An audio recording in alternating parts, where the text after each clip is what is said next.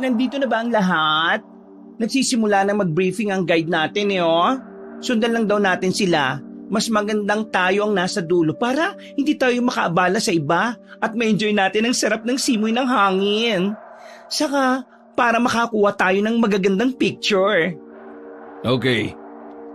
Pasensya na kung naghintay ko yun na matagal Kasasabi lang kasi sa akin na mag-hiking pala tayo. Oh, bakit? Anong tingin yan? Hindi ba ako dapat kasama? Bakit ako inaya ni Ate Susan?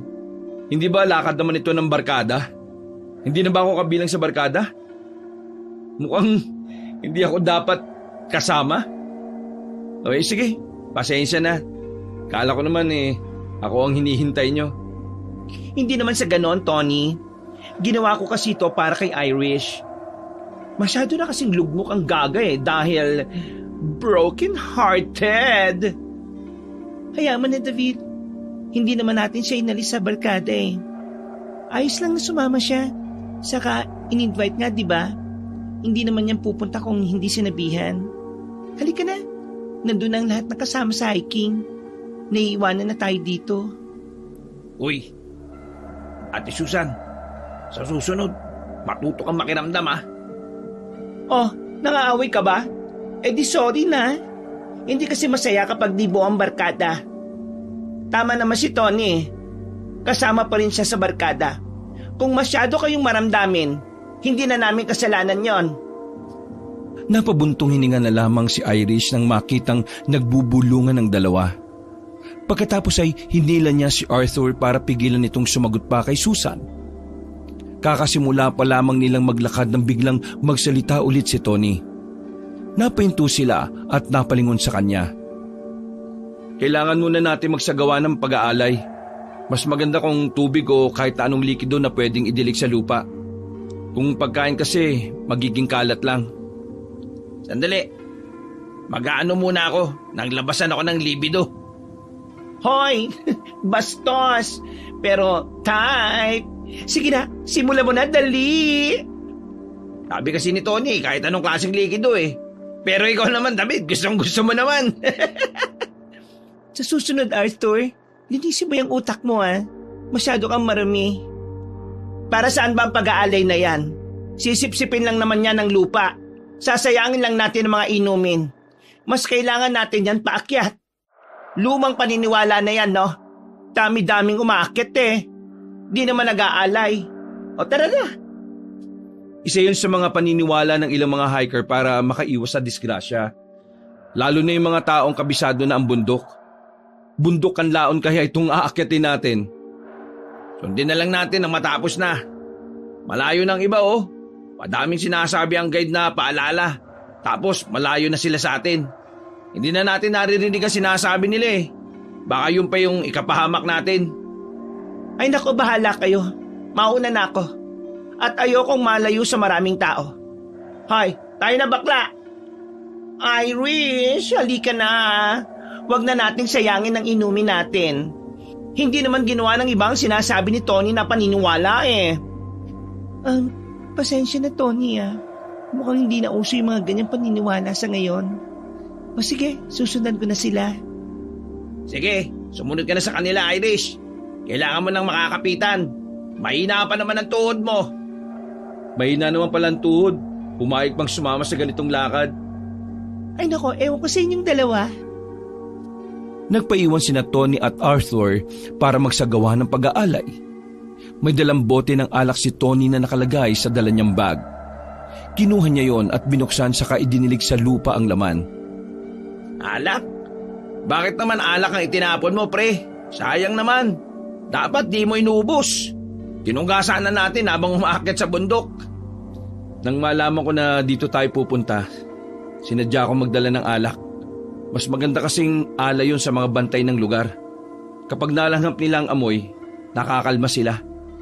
Akala ko malalasing. O di bali na, tara na.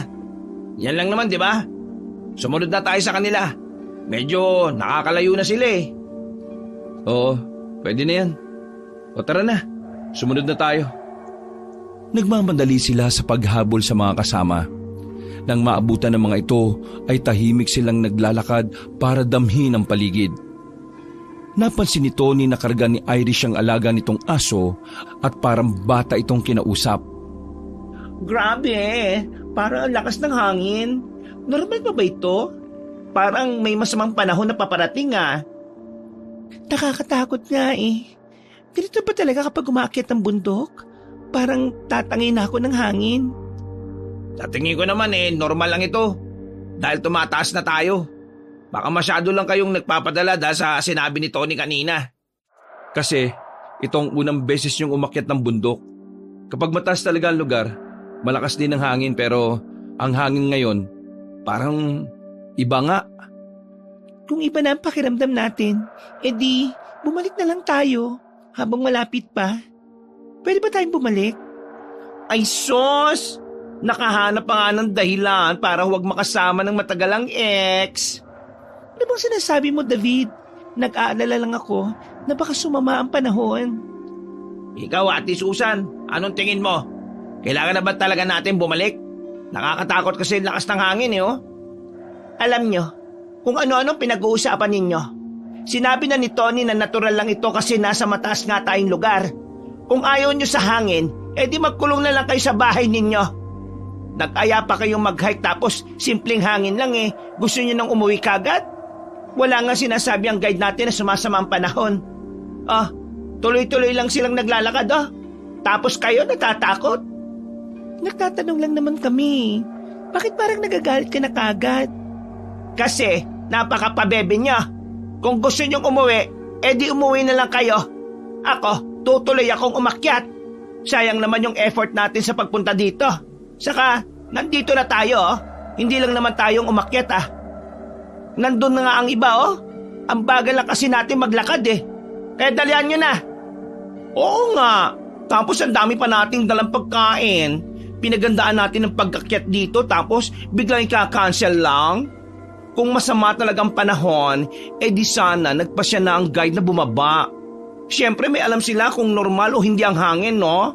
Hello? Sabagay, huwag kang mag-alala, Irish. Nandito naman ako sa tabi mo Hindi naman kita hahayaang mapahamak. Kung ano man ang mangyari, akong bahala sa'yo. Nandito ako para protektahan ka. Nandito ka ba talaga para magbakasyon o magliwaliw o para magpabida? Ay nako, alam ng broken-hearted ang tao babanatan mo ng ganyan. Hindi ko kasalanan na nasaktan siya. Isa pa, nandito naman ako para pasayahin at alagaan siya. Hindi ako tutulad sa ex niya, no? Hoy, huwag kang magparinig. Hindi na magiging kayo ni Irish, no? Hindi na ako papayag na may iba pang barkada pa ang magjojowaan. Gusto niyo ba magkasinasina tayo? Nang dahil sa kalandian niyo? Dinaig niyo pa ako Kung lalandi kayo, sa iba na lang. Please lang. Bakit ikaw ang magdedesisyon?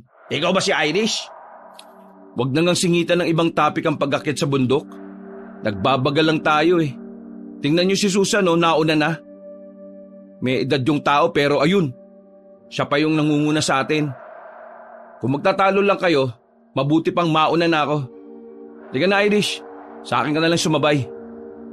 Nabigla ang dalaga nang biglang hinila ni Tony ang kanyang kamay. Sa kanila niligpasan sina David at Arthur. Nagpatuloy sila sa paglalakad hanggang sa magsimula ng maging matarik ang daan. Isa-isa na silang nakaramdam ng pagod. Panaka-naka silang humihinto para uminom ng tubig. Nakakapagod pala ito. Magpahinga na lang muna tayo, pwede ba? Mapapagod ka talaga. Umakit ka ng bundok Nag-aalaga ka pa ng aso. Bakit kasi dinala mo pa yung atsutsutsu mo? Ay sos, kung gusto mo ikaw ang magbuhat sa aso, Arthur. Total pasikat ka naman, di ba? Kahit naman walang dalang aso, nakakapagod talaga, no? Ay, mabuti pa magpahinga na lang muna tayo. Sige na, ako na muna magdadala kay Trexie Boy. Akin na Irish. Sino naman si Trexie Boy? Ang nag-iisang anak nila, si Atsutsutsu. Oh, anak pala nila yung asong yan. In fairness maganda lahi nila. Kamukha mo, Tony Hoy, tumigil ka na nga sa kaka-joke mo, Arthur. Mamaya may mapikon ka. Wag na, Tony. Kaya ko namang dalhin si Trixie. Kailangan ko lang magpahinga sandali. Kung gusto niyo makakit na mabilis, mauna na kayo. Magpapahinga lang ako kahit 5 minuto. Sa akin na muna ang aso. Ako na muna magdadala. Wag na nga, ang kulit. Anak ko din naman siya. Kaya hayaan mong mahawakan ko din siya. Wala naman akong pinagdadamot sa iyo eh. Pero ako na lang muna nga hawak at magdadala sa kanya. Siyempre, ako ang amo niyan. Kapag galit ako sa isang tao, galit din siya malamang. Wala naman akong sinabi na pinagdadamot mo siya. Nakikita ko lang na napapagod ka, kaya gusto kitang tulungan. Hahawakan ko lang siya sandali para naman makapagpahinga ka ng maayos. Ops, mag-aaway na naman kayo? Ako na muna mag-aalaga kay Achuchucho. Kay Nina ka muna, baby. Magpapahinga lang si mommy. Tapos, babantayan ng daddy ang mommy mo. Oh, akin ang dog, mga etsusera. Ibinigay ni Irish ang aso kay David. Pero bago pa ito mahawakan ng kaibigan, ay bigla na lang nagpumiglas ang aso. Nabitiwan ito ni Irish nang makababa sa lupa at mabilis na tumakbo ang aso palayo sa kanila. Oh, kita mo yan. Sabi ko naman sa'yo ako nangahawak eh. Nagtatatakbo tuloy siya. Ayaw niya kasing may humahawak sa kanyang iba eh. Tapos ibibigay mo pa kay David. Eh hindi nga sila magkasundo. Sige na, manisi ka pa. Diyan ka naman magaling eh. Mas maganda siguro kung habulin na lang kaya natin. O sandali, sasama ako. Wag na, Arthur. Walang kinikilala ang aso na yon, kundi kaming dalawa lang ni Irish.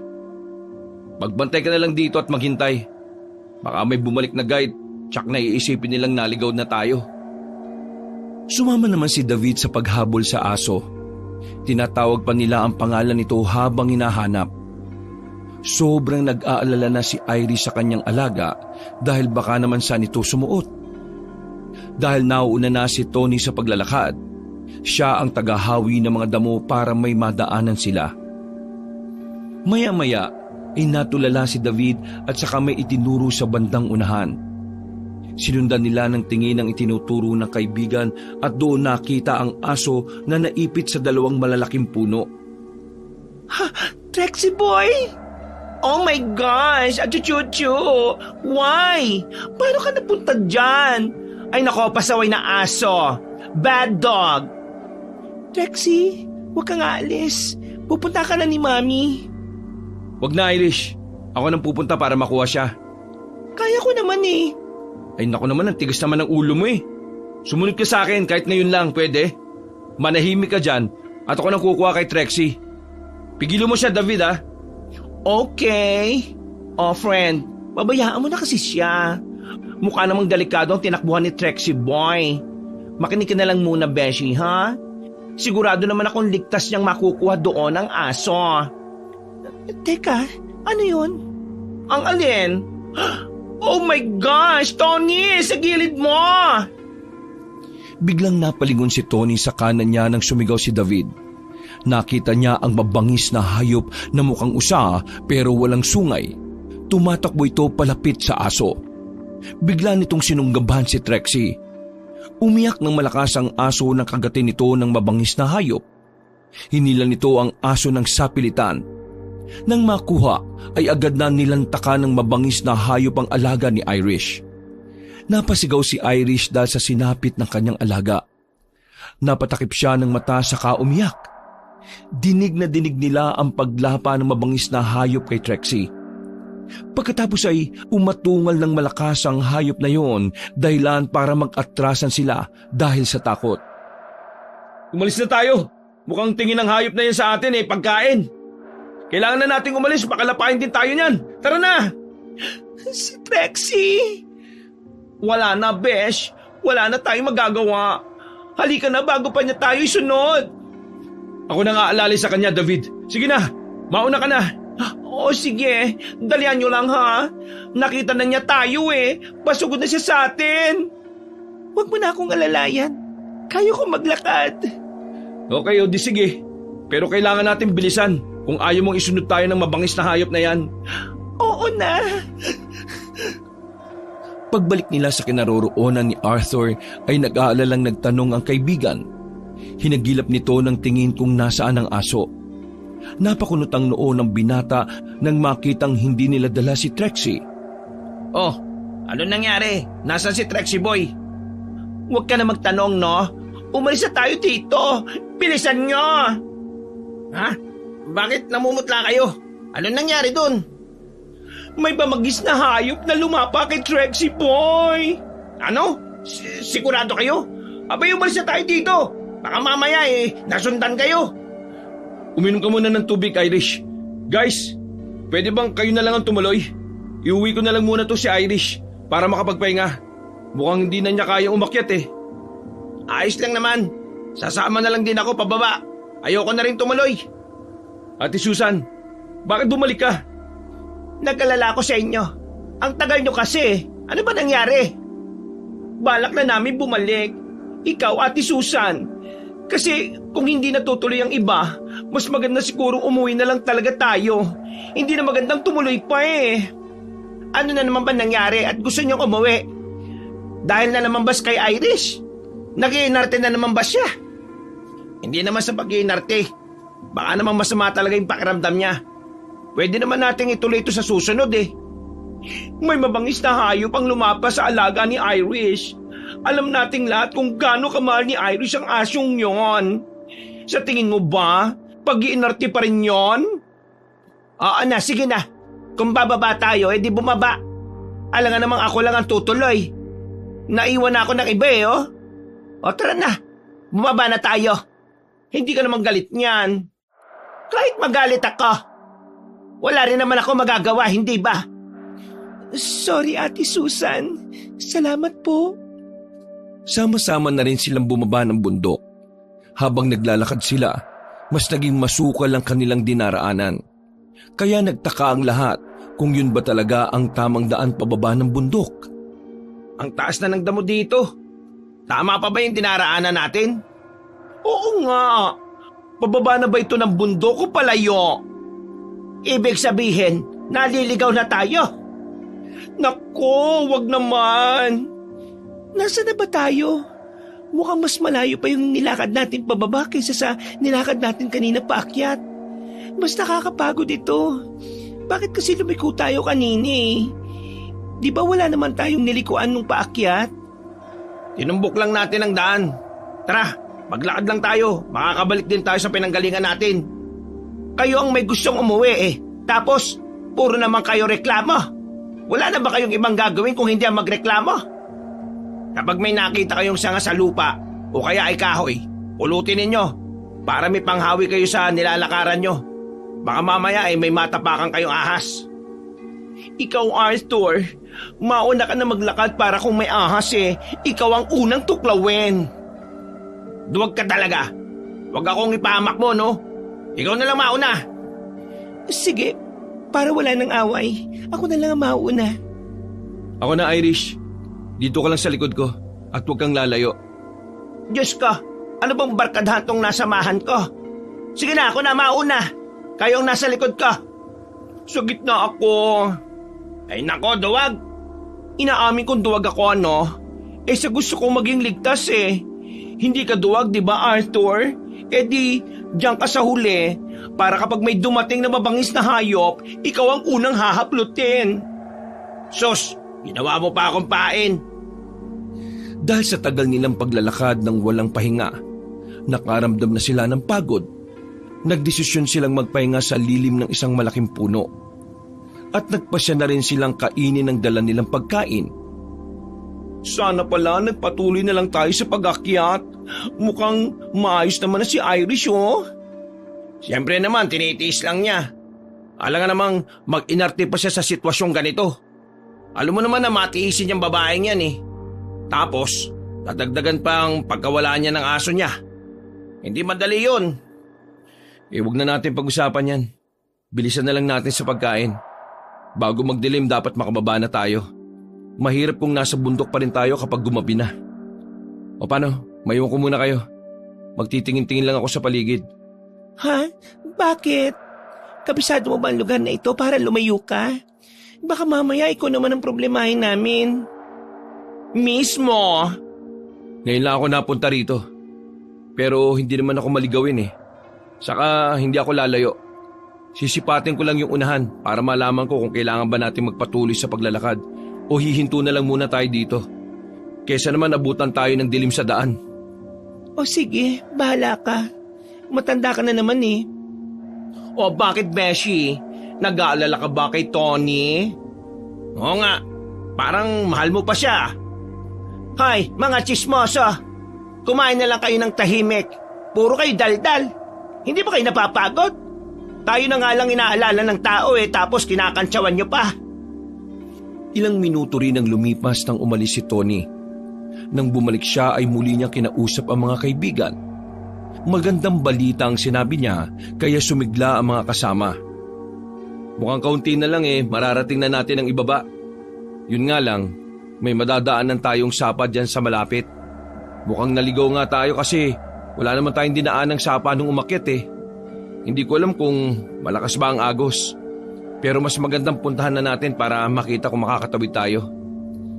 Paano mo nalaman na malapit na tayong makababa? Nung inakyat ko yung isang puno, natanong ko yung pinanggalingan natin. Parang malapit na. Ganon? May saunggoy ka pala? O di, kung tapos na kayong kumain, magsimula na tayong maglakad ulit. Hindi, magpahinga ka muna. Masamang maglakad ng busog baka sumakit mamaya dyan yung tiyan mo. Hindi, kaya ko na ito. Hindi ko na kailangan magpahinga pa. Sapat na ang pahinga habang kumakain. Magdidilim na Baka abutan pa tayo ng gabi dito. Oo, tama. Magsimula na tayo maglakad, guys. Nagsimula na silang maglakad. Nang makarating sila sa sapa, nakita nilang malakas ang agos ng tubig at hindi kayang tawirin. Binaybay na lang nila ang gilid ng sapa at umaasang makakadaan sila sa ibang bahagi nito. Pero dumilim na ang paligid at wala pa rin silang madadaanan. Tingnan nyo yun Mukhang may ibang tao din na naglalakad dito. May dala silang sulo. Sira ulo. Sinong gagamit pa ng sulo ngayon kung uso ng flashlight? Makabagong panahon na ngayon Tingnan nyo. Kung hindi yan sulo, anong tawag sa bilog na apoy na yan? Mukhang wala namang taong umahawak sa sulo Saka kung sulo yan, bakit nakalutang sa hangin? Huwag kayong gumawa ng ingay. Sa tingin ko, isa yung San Telmo. Ha? Ano naman bang San Telmo sinasabi mo? Bilog na apoy ang San Telmo na lumulutang sa hangin. Ayon sa matatanda, ay kaluluwa raw ito ng mga taong hindi tanggap ang kanilang pagkamatay. Maaaring may binabantayan sila o merong kumukontrol sa kanila. Anong binabantayan nila? Pwedeng kayamanan. Ayon sa mga sabi-sabi, may paniniwala na ang San Telmo ay parang tagabantay ng isang nakatagong kayamanan. Pero kailangan mag-ingat dahil may mga naniniwala na nanliligaw ito ng tao at dinadala sa mga mapanganib na lugar tulad ng bangin o kaya ay kumunoy.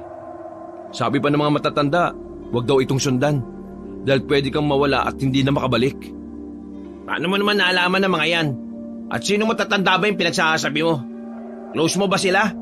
Paniwalang-paniwala ka kasi. Madalas siyang ikwento na matatanda sa amin tuwing gabi para takutin ng mga bata. Para hindi gumala kapag gabi na. Sos, panakot lang pala sa mga bata yan Sabi mo kanina, kailangan tumahimik tayo. Bakit? May iba kasing nagsasabi na nangahabol daw ng tao ang San Telmo. At kapag naabutan, ay tsak na tutupukin ka nun. Totoo? Sira ulo kayo. Kung bawal mag-ingay kapag may San Telmo, bakit nagkukwentuhan kayo ng malakas? Maglakad na tayo ng tahimik. Sa ngayon, walang masama kung susunod tayo sa pamahiin o paniniwala ni Tony. Kaysa mapahamak tayo dito sa bundok.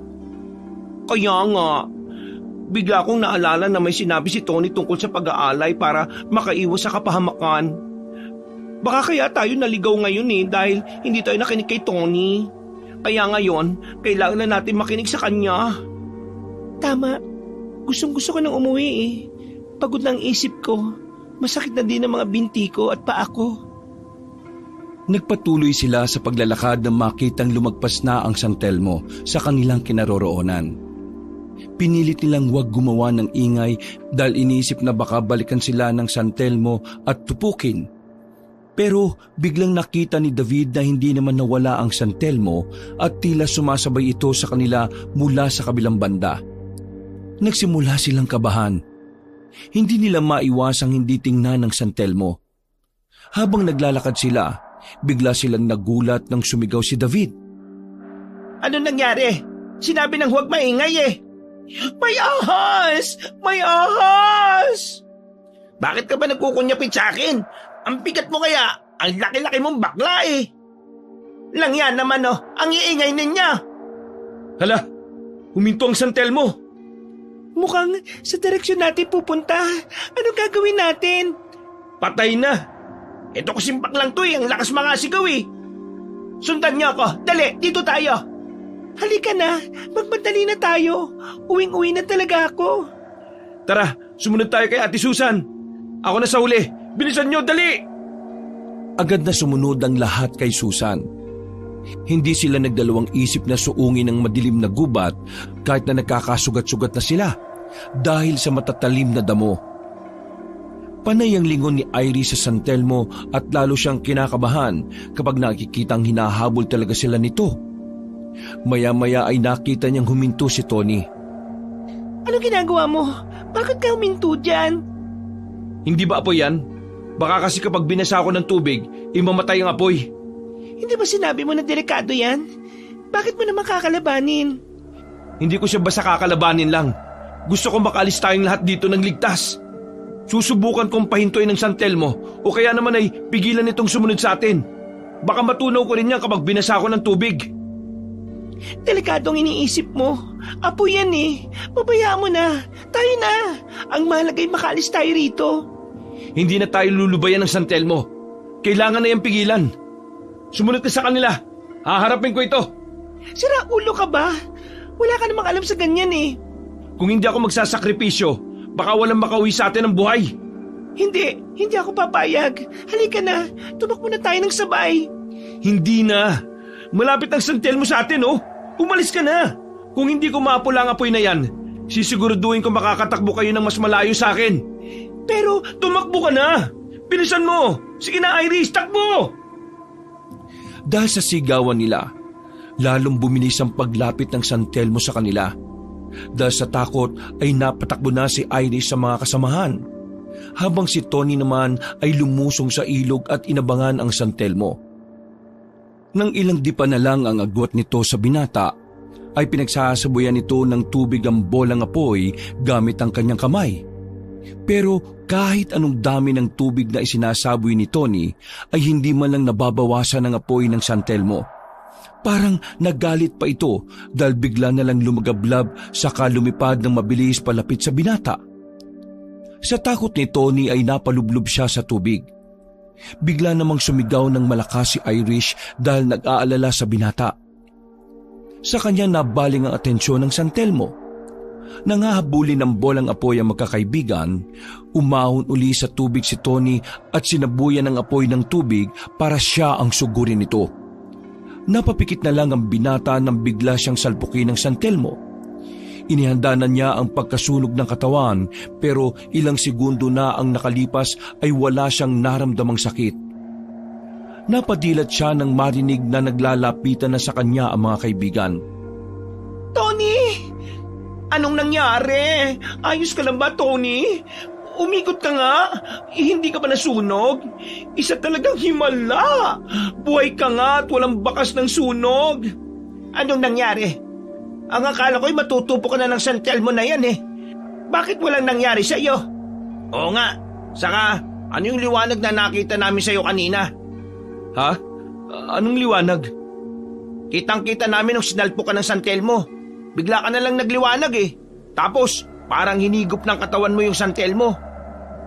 Tingnan mo, anong meron sa braso mo? Bakit may kulay na asul ng mga bato yung bracelet mo? Hindi kulay itim lahat yan. Kulay blue ng isa oh. Hindi ba sabi mo, gawa yan ng lolo mo? May hiwaga ba ang bracelet na yan? Grabe yung kaba ko dun. Akala ko katapusan ko na yun eh. Sira ulo ka kasi. Mas gusto mo pang tupukin ng San Telmo kaysa tumakbo. Sabi-sabi lang naman yon, di ba? Hindi naman totoo nakakatupok. Wala namang nangyari sa kanya eh. Ibig sabihin, hindi totoo yon. Totoo ho yun. Sadyang hindi ko lang alam kung bakit nawala yung San Telmo at hindi ako tinupok. Pero kitang-kita na nagliwanag ka kanina eh. Nagmumula ang liwanag sa bracelet mo. Palagay ko, iniligtas ka ng bracelet mo. Mali, bracelet lang yan. Baka kamo iniligtas siya ng multo ng lolo niya. Multo? Tumigil na nga kayo. Nananakot pa kayo eh. Nasa bundok tayo at gabi na. Huwag nang magtakutan, no? Sobrang dilim na. Kailangan na natin makaalis dito. Baka mamaya ay may mga San Telmo pa ulit, sugurin ulit tayo. Tama. Kailangan natin makalayo dito at makahanap ng ibang lugar na pagpapalipasan ng gabi. Hindi na din natin mahahanap ang daan ng ganitong oras. Mas magandang umanap na lang tayo ng patag na lugar na maaari nating pagpahingahan. Sobrang sakit na din ang pako eh, dahil sa paglalakad natin. O sige, pero bago yan eh, baka naman may tubig pa kayo. Painom naman ako, nauhaw ako dun eh. Hindi ka ba nakainom ng tubig sa ilog? Basang-basa ang katawan mo eh. Kulang pa ang tubig na yon? Heto, uminom ka muna. Wow! Bakit parang nakakamoy ako ng balikan? Ibabalik na ba ang tamis ng pag-ibig? Nakto, masasaktan ka lang uli. Mga siraulo. Sadya nag-aalala lang ako sa kanya kanina. Siguradong nag-alala din naman kayo, di ba? Pinili niyang ibuwis ang buhay niya, mailigtas lang tayo. Nakita namin yon, pero hindi kami ganyan sa'yo. Yang pagiging mahina mo ang dahilan kung bakit siya napunta sa ganoong sitwasyon eh. Kung mabilis ka lang tumakbo, baka hindi niya piniling salubungin ang lintik na San Telmo na yon. Bakit parang kasalanan ko pa? Hindi naman ako nagturo ng daan na to ah. Itong daan na pinili mo eh, parang mas mabilis puntahan ng San Telmo. Ganon. Ngayon kasalanan ko pa. Di sana hindi kayo sumunod sa akin. Ako na nga nagmalasakit eh, parang ako pa nasisisi. Oo, tama na. Baka mamaya ay mag-away pa kayo dyan. Walang dapat sisihin. Pare-pareho tayong nasa ganitong sitwasyon. Hindi solusyon ang magsisihan. Naiintindihan naman namin ang mga dahilan ninyo eh. Kaya pwede ba? Tama na. Tayo na. Maghanap na tayo ng pwede nating matulugan. Sana kasi nagpatuloy na lang tayo sa pag-akyat eh. Doon, may mga kasama tayong guide. Hindi tayo mapapahamak, hindi tayo maliligaw. Wala na nga daw sisihan eh. Siraulo ko talagang bakla ka, no? Bakit ba?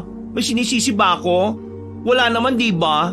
Sinasabi ko lang na kung umakyat sana tayo, di magandang tanawin sa gabi ang natatanaw natin. Ganon din naman ang nangyayari ngayon eh. Naglalakad pa rin tayo. At hindi pa rin nakakarating sa ibaba ng bundok. Ay nako, magpapalipas pa rin tayo ng gabi dito sa itaas ng bundok. Sa parting may mga San Telmo. OMG! Sana talaga wala nang dumating na bolang apoy na yon. Wala nang darating na ganon kung hindi na tayo mag-iingay. O sige na, tama na yan. Wala nang saysay para magganyanan pa. Bakit na tayo? Matapos ang ilang minutong paglalakad, nakahanap din sila ng patag na lugar. Hindi gaanong madamo doon at may malaking puno silang pwedeng sandalan. Huminto na sila at nagsimulang maglatag ng tent para may matulugan. Sa palagay ko pwede na dito. Kasya na ang tent natin. Masakit na ang paa ko eh. Gusto ko na magpahinga.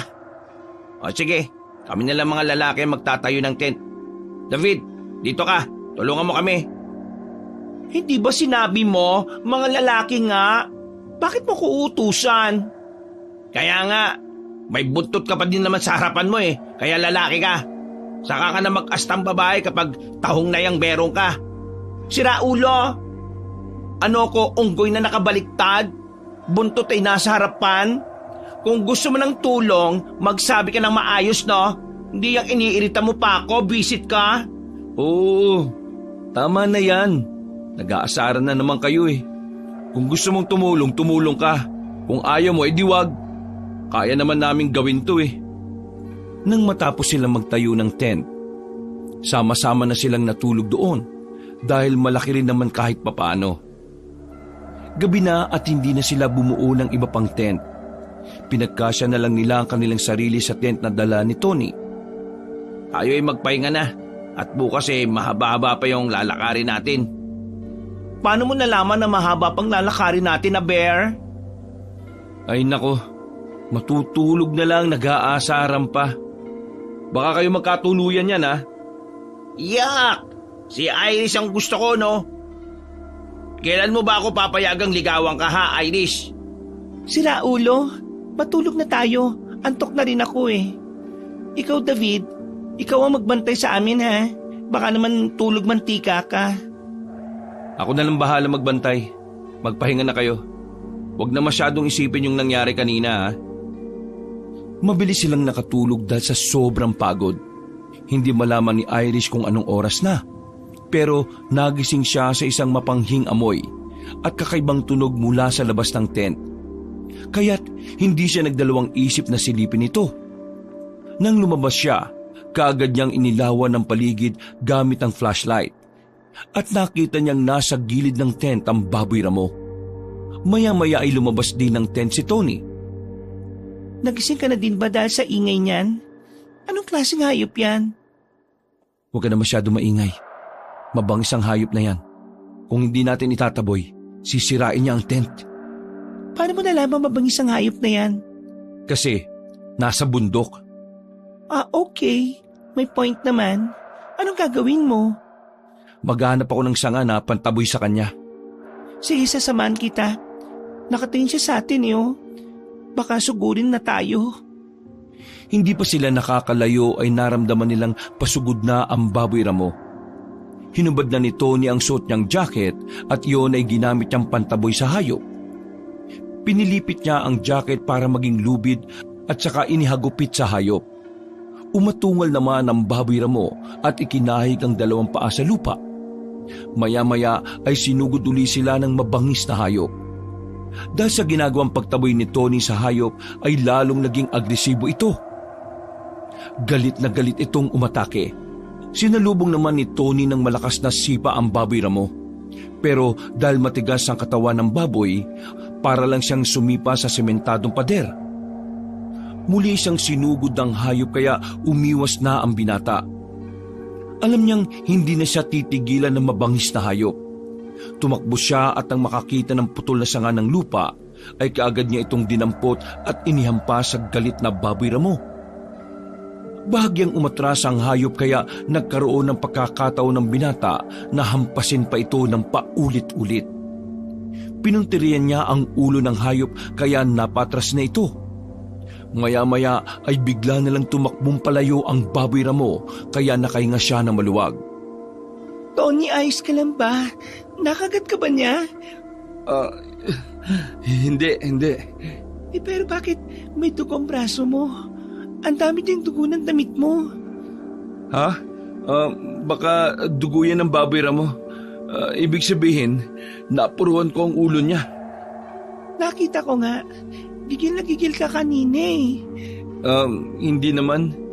Natatakot lang din ako na baka makagat niya ako. Kaya inunahan ko na siya. Mabuti't marunong din pala matakot ang mababangis na hayop. Pero teka, may sugat ka sa braso Patingin nga. Sugat yan Ha? Meron ba? Ay, oo nga no.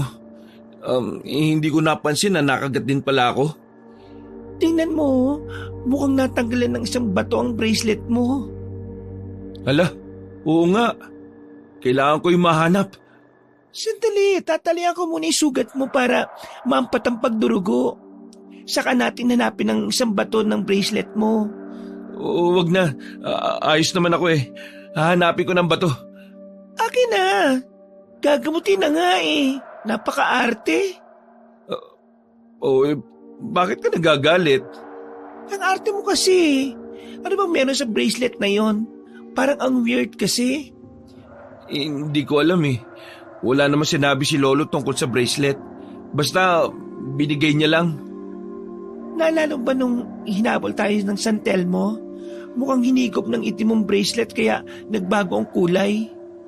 Naging asul na yan Ngayon naman ay hinahabol ka na mabangis na hayop at nabawasan ng isang bato ang bracelet mo. Hindi kaya gusto ng hayop na yun na makuha ang bracelet? Ha? Bakit niya kukunin? Hayop lang naman yon. Kung nakagat man niya ang bato, hindi naman niya siguro pag-iinteresan yun. Hindi naman nag-iisip na parang tao ang hayop, di ba? Malay ko, naisip ko lang naman. Talagang mga babae Ang weird nyo talaga mag-isip. Lagi na lang kayong may konklusyon agad eh. Aray, akala ko ba tatalian mo lang yung sugat ko? Bakit nananakit ka na? Gusto ko lang. Ay nako, huwag mo nang higpitan. Masakit kaya. Pero, alam mo, na-miss ko yan ha. Aray! Nanakit ka na naman eh. Tama na nga. Kaya na nga itong braso ko, baka mamaya pilaya mo pa. Hindi ko yung pipilayan Puputulin pwede pa. Hala? Isipin mong mabuti kung may nabili ng lolo mo sa'yo tungkol sa bracelet mo. Kasi kanina, habang nagpapantok ako, may naisip ako eh. Ang nangyari sa atin ngayong maghapon ay mukhang planado. Hindi ko alam kung sinong may gawa at ano ang dahilan. Akala ko, ako lang nag-iisip niyan eh. Hindi na kasi normal ang nangyayari sa atin, di ba? Pagkawala ni Trexie Boy, ang paghabol ng San Telmo, tapos ngayon, ang pagsugod ng Baboy Ramo. Hindi na ito basta nagkataon lang. Napatigil ang dalawa sa seryosong pag-uusap nang marinig ang sigaw ni Arthur. Tinatawag sila nito kaya agad naman nilang nilingon. Kasunod ni Arthur si David na pupungas-pungas pa. Nandito kami! Dito kayo pumunta! Oh, anong nangyari? Nag-date ba kayo dito habang tulog kami? Sira ulo, hindi no? Ano yan? Bakit siya may benda sa braso? Sinalakay tayo ng Baboy Ramo. Totoo ba? Hindi nga. Ano? Nasaan ang Baboy Ramo? Tumakas na. Tumakas? Ang galing nyo? Napatras nyo? Nasaktan ka ba, Irish? Hindi siya ang lumaban. Ako nasaktan dito. May kagat pa nga ako sa braso ko. Tapos si Irish ang inaalala mo. Okay lang yan. Malayo sa bito kaya sugat mo. Saka natalian na naman eh. Tulungan nyo kaming hanapin ng isang bato ng bracelet niya. Baka tumalsik lang sa kung saan. Nakagat kasi ng Baboy Ramo kanina eh.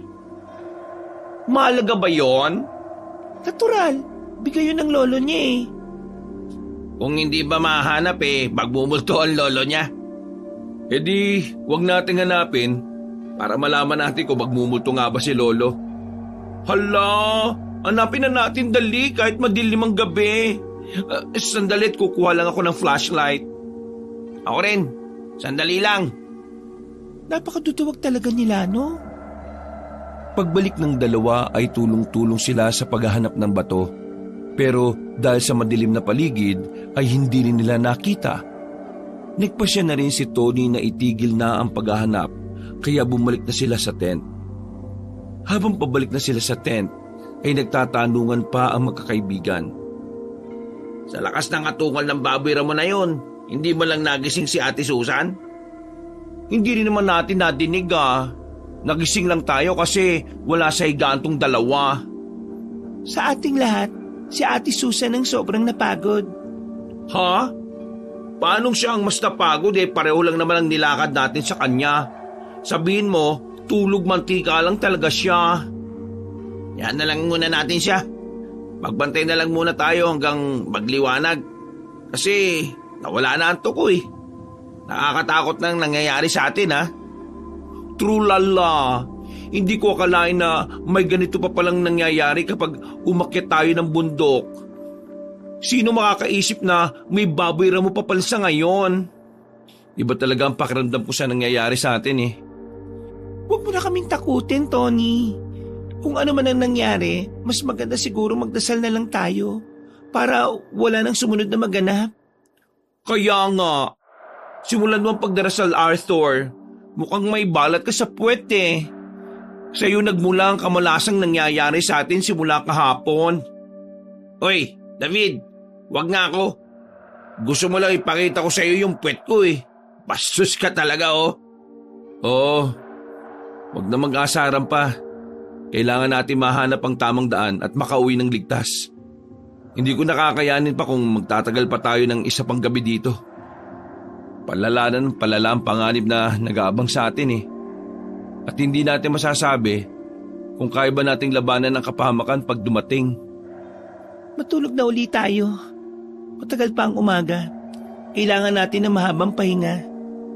Tama. Matulog na kayo.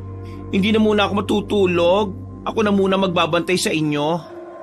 Mas kailangan nyo ng pahinga eh. Ikaw ang matulog na. Ako na lang muna magbabantay sa inyo. Baka hindi mo kayanin ng mahabang lakaran bukas kapag puyat ka. Minamaliit mo ba ako, ha? Kung mag-aasaran lang kayo, mas maigi pang maiwan na kayo dyan. Hindi kami makakapagpahinga kung ganyan kayo eh. Dalawa na kayong bantay. Mag-iingat kayo, baka may asawa pa yung babayran mo. At kayo naman ang gawing pagkain. Huwag mo akong iiwan sa tarantadong to, Irish!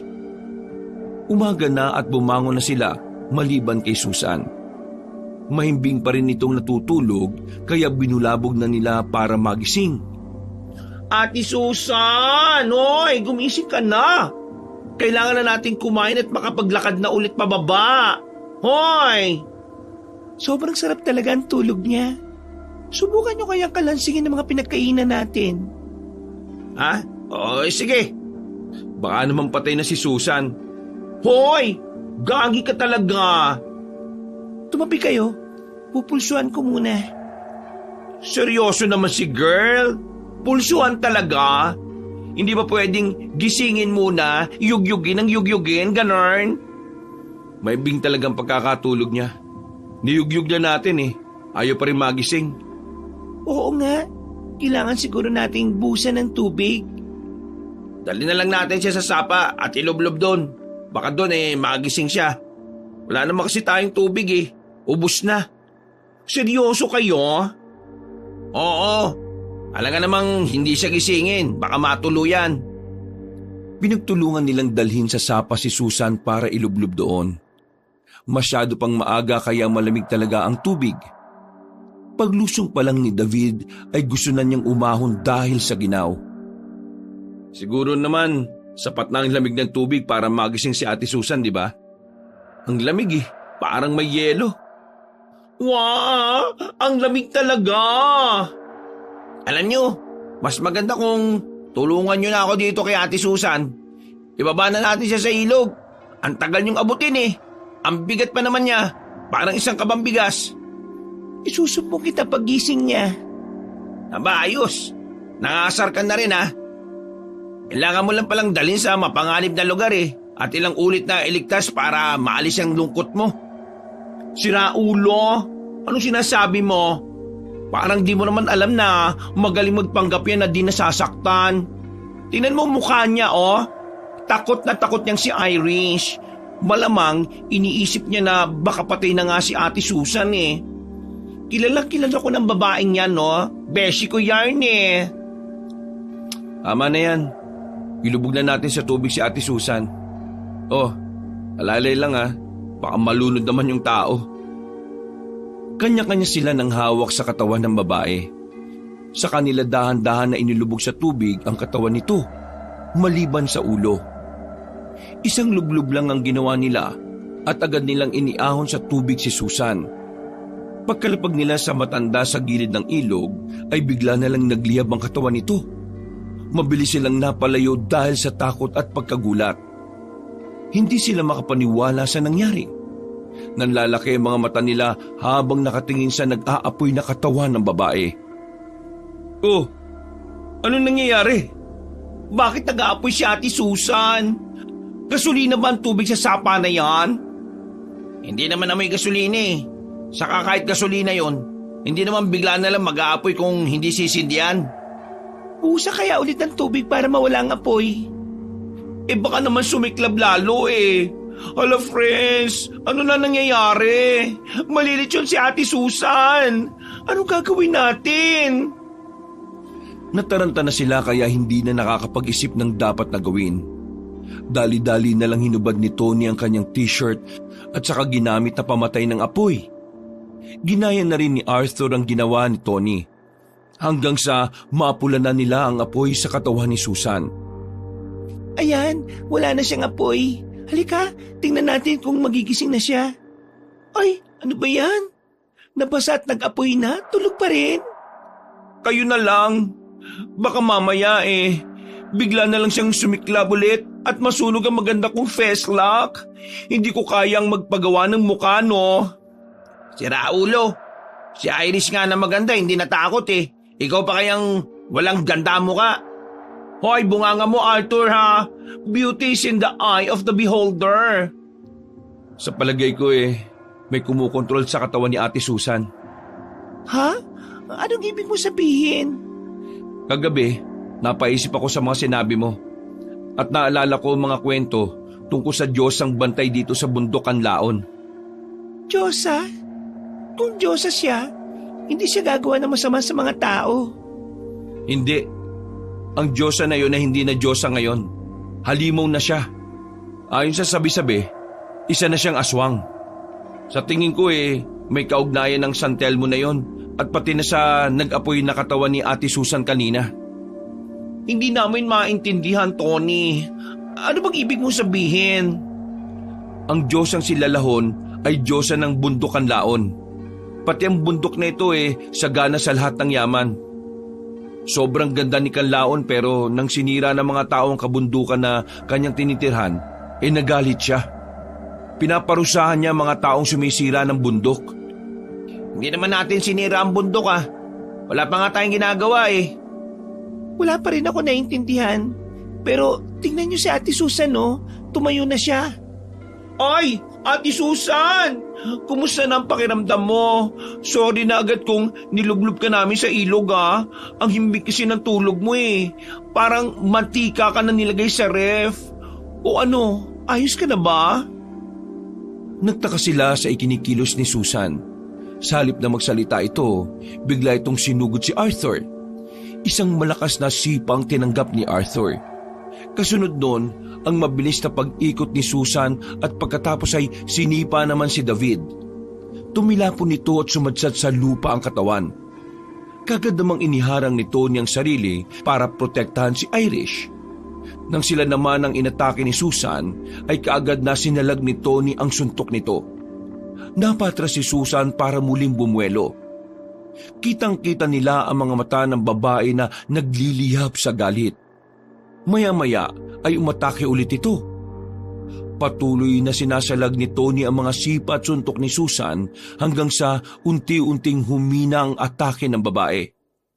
Napahinto si Susan at halata na ang pagod sa kanya dahil sa malalalim na paghingal. Nagliliyab ang mga mata nitong nakatuon sa kamay ni Tony na may suot na bracelet. Sinubukan ni Tony na suntukin si Susan sa muka para gisingin ito. Dahil sa lakas ng suntok ng binata ay nahulog si Susan sa ilog. Anong nangyayari? Bakit naging gano'n si Ate Susan? Sobrang lakas niya. Ang sakit tuloy ng likod ko. Aray! Parang may sapi siya. Bakit mo naman siya sinuntok ng ganun kalakas, Tony? Nahulog tuloy siya sa ilog. Kunin niyo na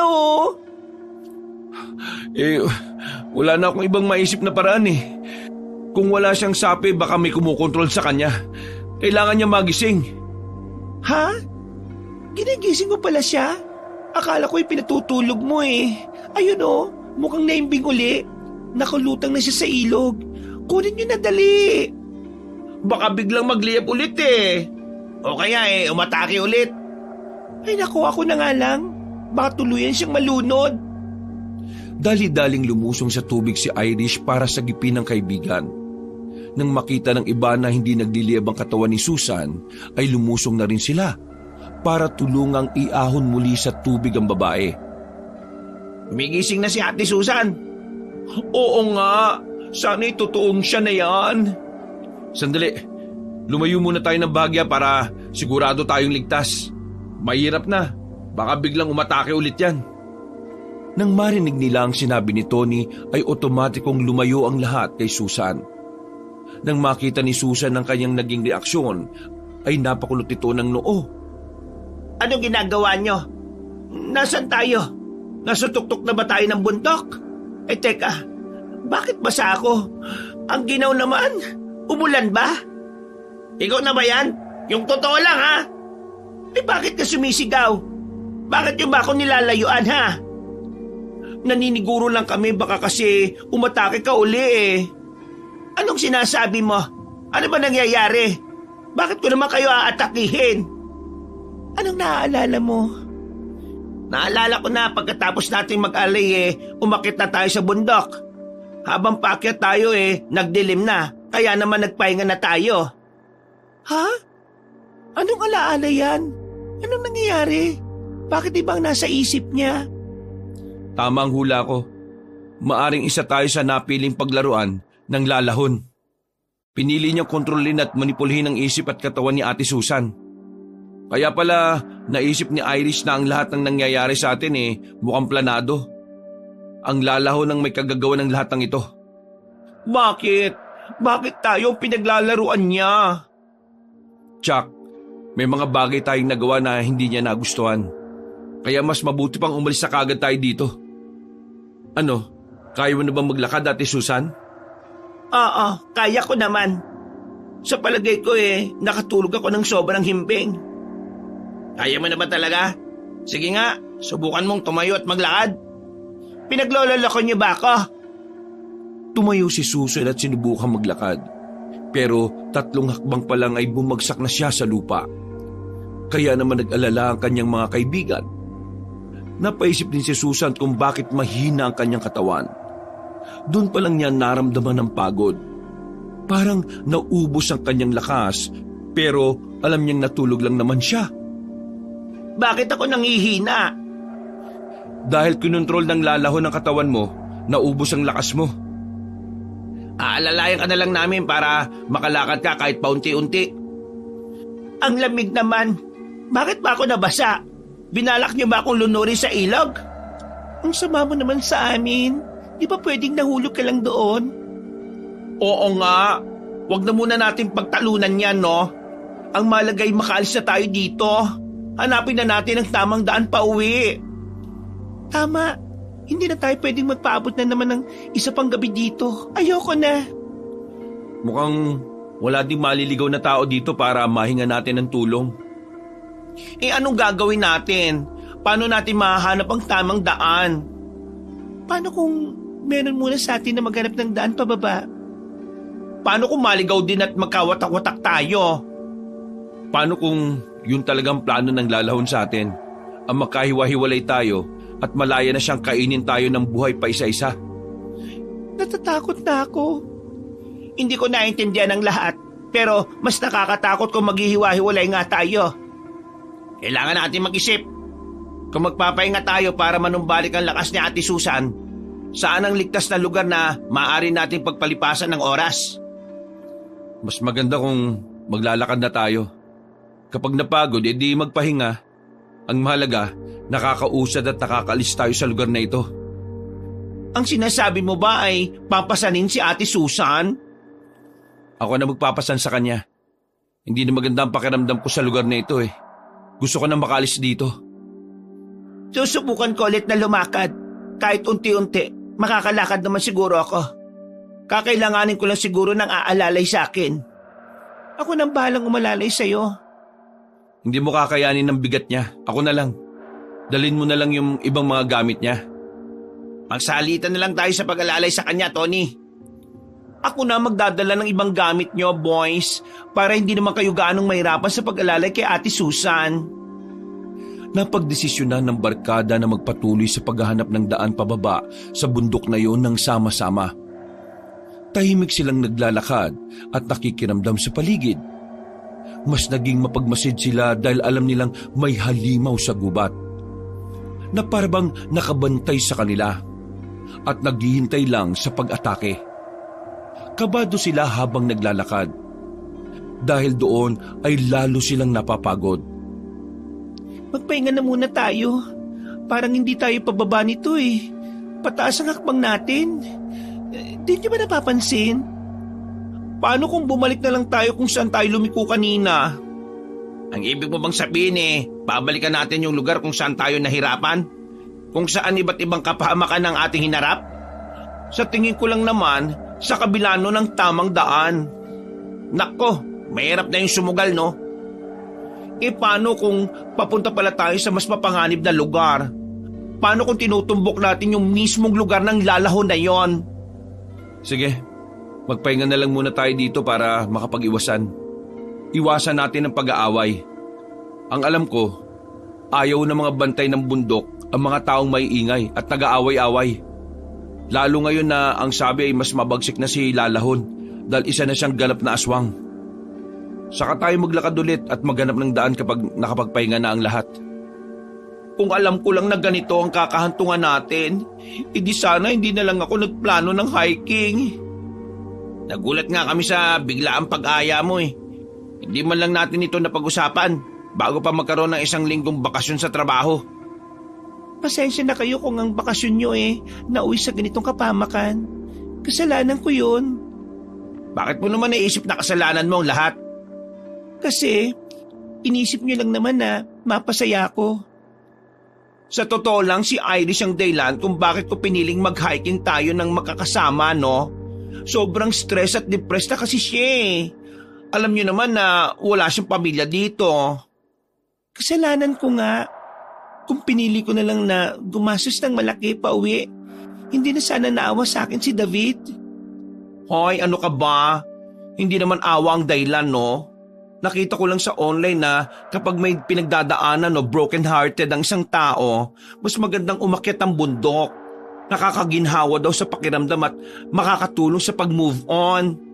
Doon kasi, pwede mong isigaw ang lahat ng sakit na nararamdaman mo. Ano ba kasi ang dahilan ng hiwalayan nyo ni Tony? Kasalanan ko lahat. Ako ang dahilan kung bakit mahina siya ngayon. Kung bakit nasasaktan siya. Hindi ko naman gustong lokohin siya Hindi ko naman talaga siya niloko. Anong ibig mong sabihin na mali lahat ang nakita ko? Kung paano ka halos lumod sa babaeng yon tapos kinuha mo pa ang mga gamit niya? Hindi kasi ganun yun. Gusto mo upakan kita, pre? May patawa-tawa ka pa? Manloloko ka pala May paludot ka pa sa ibang babae, may jowa ka na. Loko ka. Manununtok agad, Arthur? Hayaan mo nga muna siya makapagpaliwanag sa harap ni Irish at sa harap nating lahat. Kasi kung niloko niya talaga si Irish, parang niloko niya na rin tayo. Hinayaan natin ang relasyon nila sa loob ng barkada, hindi para magkasakitan, no? Hindi ko naman kayo niloko lalo na si Irish. Ang babae niyo lang naman ang instructor sa training center. Nagkaroon kasi tayo ng biglaang OT kaya hindi ako nakapunta sa klase niya. Alam niyo naman na ayokong bumagsak sa exam, hindi ba? Kailangan lumod at magmakaawa. Sa totoo lang, yun lang ang naisip kong paraan para hindi bumagsak. Alam niyo naman na ako ang bumubuhay sa pamilya ko, di ba? Wala akong sapat na ipon para makabili ng libro para makahabol. Kaya naman nakikiusap ako na bigyan ako ng pagkakataon na masilip ang sariling libro ng instructor ko. Sa ganon, mapag-aralan ko at di ko na kailangan pang bumili. Nahihiya na ako sa magulang ko Ang tagal kong tambay matapos kong bumagsak sa board exam. Inabot na din sa 30 ang edad ko at hindi malang nagagamit ang pinag-aralan ko. Di ba? Puro kasi kayo panghusga kaagad Alam mo tungkol dito, Ate Susan? Sa totoo lang hindi. Pero nalaman ko lang nang inaya ko siyang sumama sa hiking. Kasi hindi ba, nag-aya kayo ng isa-isa at hindi sa grupo nating lahat? Kaya tinanong ko siya at inalam kong inaya niya. Dahil hindi pala, kaya naisip ko na isama siya. Alam mo, Irish, kung gusto mong mag-move on kay Tony, kailangan mong marinig ang dahilan niya. Nang sa ganun tuloy-tuloy ang paghilom niyong dalawa. Naiintindihan ko na. Kaya pala sobrang pag-aalala ni Irish kay Tony kasi mahal pa niya. Kaya palagi akong tinatabig ni Tony palayo kay Irish Binabakuran pa rin pala niya. Kasi ang labo pala ng breakup niyo. Kung ganon, bakit hindi pa kayo magbalikang dalawa? Kung may feelings pa kayo sa isa't isa, mukha namang meron eh. Nag-date nga kayo kagabi habang tulog kami. Nangyari yon? Hindi nga yun date. Date na ba yun? Habang nag-uusap ang magbabarkada, nakarinig sila ng malakas na sigaw ng isang babae. Natahimik sila at nagkatinginan. Nagpakiramdaman sila kung ano ang gagawin. Ilang segundo rin bago sila muling nagsalita. Sigaw yun, di ba? Narinig nyo rin? Hindi kami bingen na. Ibig sabihin, may iba pang tao na nandito sa lugar natin. Malamang, hindi naman boses ng hayop yung naririnig natin. Dito muna kayo't maghintay. Pupunta ako kung saan galing yung boses na yon. Delikado kung maghihiwa-hiwalay tayo. Tama. Hindi din ako papayag na mag-isa ka lang napupunta doon. Ay, nag-aalala na uli. Wala na tayong oras para dyan, David. Halika na. Alalayan niyo si Ate Susan. Sama-sama tayong tulungan yung babae. Nagmamadaling kumilos sa magkakaibigan. Sinundan nila ang direksyon kung saan nila narinig ang sigaw. Habang papalapit sila ay palakas ng palakas ang sigaw ng babae na parang nahihirapan. Pero nang ilang dipa na lang ang layo nila, bigla na lang nawala ang sigaw na kanilang naririnig. Nang makarating sila sa lugar, wala silang ibang nakitang naroong kundi ang kakaibang nilalang na nag-aapoy ang katawan. Siya ang lalahon, ang aswang na apoy na hugis tao. Aswang? Kakaibang aswang? Akala ko'y Diyosa siya. Aswang na nga siya ngayon kasi nambibiktima na siya ng tao. Nasaan na yung babaeng sumisigaw? Bakit wala? Mukhang patibong ito ng aswang na yan. Sinadya niya tayong dalhin rito. Umalis na tayo dito, dali! Kumabog na ang dibdib nila sa takot nang makita ang aswang na bantay ng bundok. Nagmamadali silang umalis para makatakas pero bigla na lang nilang narinig ang nakakatakot na boses ng aswang. Galit na galit ito sa kanila. Ginagambala niyo ang pananahimik ng bundok dahil sa inyong pagpapasaway at pag-iingay. Dahil doon ay bibigyan ko kayo ng matinding parusa. Lalo silang nanginig sa takot kaya halos madulas na sila sa pagtakbo. Maya-maya ay nagulat na lang sila nang makitang nasa harapan na nila ang aswang. Lalong lumakas ang nagliliyab na apoy sa katawan nito. Itinaas ng aswang na Diyosa ng bundok ang kanyang kamay at maya-maya ay may namuong bilog na bolang apoy. Inihagis yun ng lalahon sa kanila. Dahil sa pag-aalala ni Tony na baka masaktan ng kanyang mga kaibigan, hinarap niya ang mga apoy na yon. Wala siyang ibang naisip kung hindi ang salubungin nito ng malakas na suntok. Gulat na gulat pa siya nang biglang nabasag ang bolang apoy. Nagkapira-piraso ito hanggang sa namatay. Ang bangis nun, pre, ah.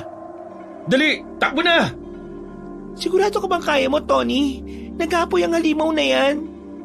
Napasabog ko ang apoy niya kanina. Wala naman siguro mawawala kung kalabanin ko siya. Anong wala? Malamang buhay mo ang mawawala. Huwag ka na magpakabayani. Umalis na tayo dito. Oo, tara na. Hindi ka namin iiwan, no? O sige, tara na. Dalian nyo! Nag-iba na sila ng daan para iwasan ang galit na bantay ng bundok. Nauuna sa pagtakbo sina Arthur at David para magkatuwang nilang inaalalayan si Susan. Kasunod naman nila si Irish at nasa hulihan si Tony, na panayang lingon sa aswang na nag-aapoy. Kinikilabutan na sila dahil naririnig nila ang malalakas sa pagtawa ng halimaw.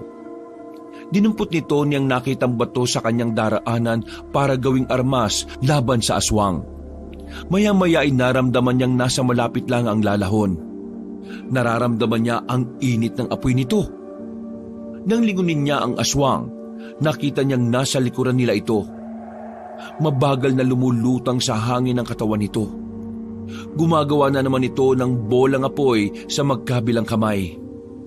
Wow! Maglalabas na naman siya ng apoy, oh! Balak talaga tayong litsunin! Tumakbo na lang kayo at maghanap na mapagtataguan. Haharapin ko siya. Kung kanina'y nagawa ko, baka magawa ko ulit.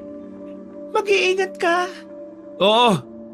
Daan, sa malaking puno na yon, may malaking butas sa katawan niya. Baka pwede tayo magtago roon. Baka nga, tara bilis!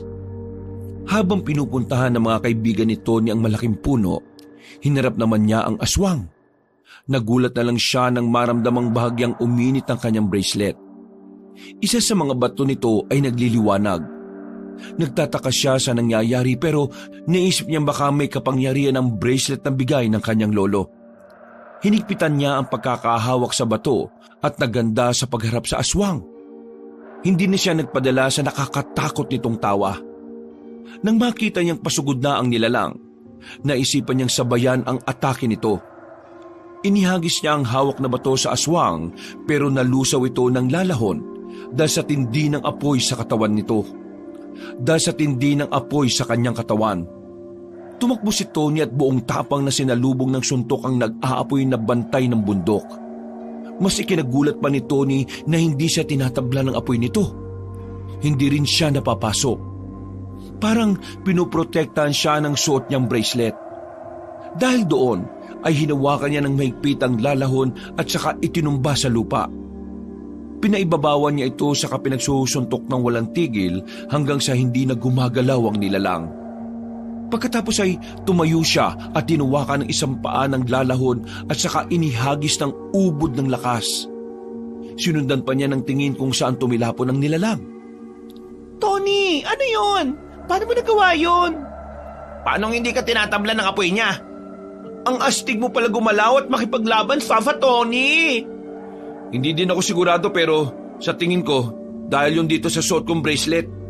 Ang alam ko ginawa ito ni Lolo mula sa mga batong nakuha niya sa bundok ng misang umakyat siya para manguha ng orchids na ibibenta niya. Hindi ko akalain na may kapangyarihan pala ito. Nagliliwanag ang isang bato ng pulseras ko. Tapos, nakaramdam ako ng kakaibang init at lakas Parang yung init na yon ay pinoprotektahan ako sa init ng apoy ng lalahon. Wow! May ganyan palang kapangyarihan ng bracelet mo. Baka naman pwede mo kausapin yan para makita na natin ang daan at nang makalis na tayo dito. Tama! Kailangan na nating umuwi, no? Ayoko matubok ng lalahon na yon. Para siyang halimaw na ibinugan ng bulkan Nakakatakot ang apoy niya. Bigla-bigla na lang siyang nanghahagis ng apoy. Pinalalabas siya sa kamay. OMG!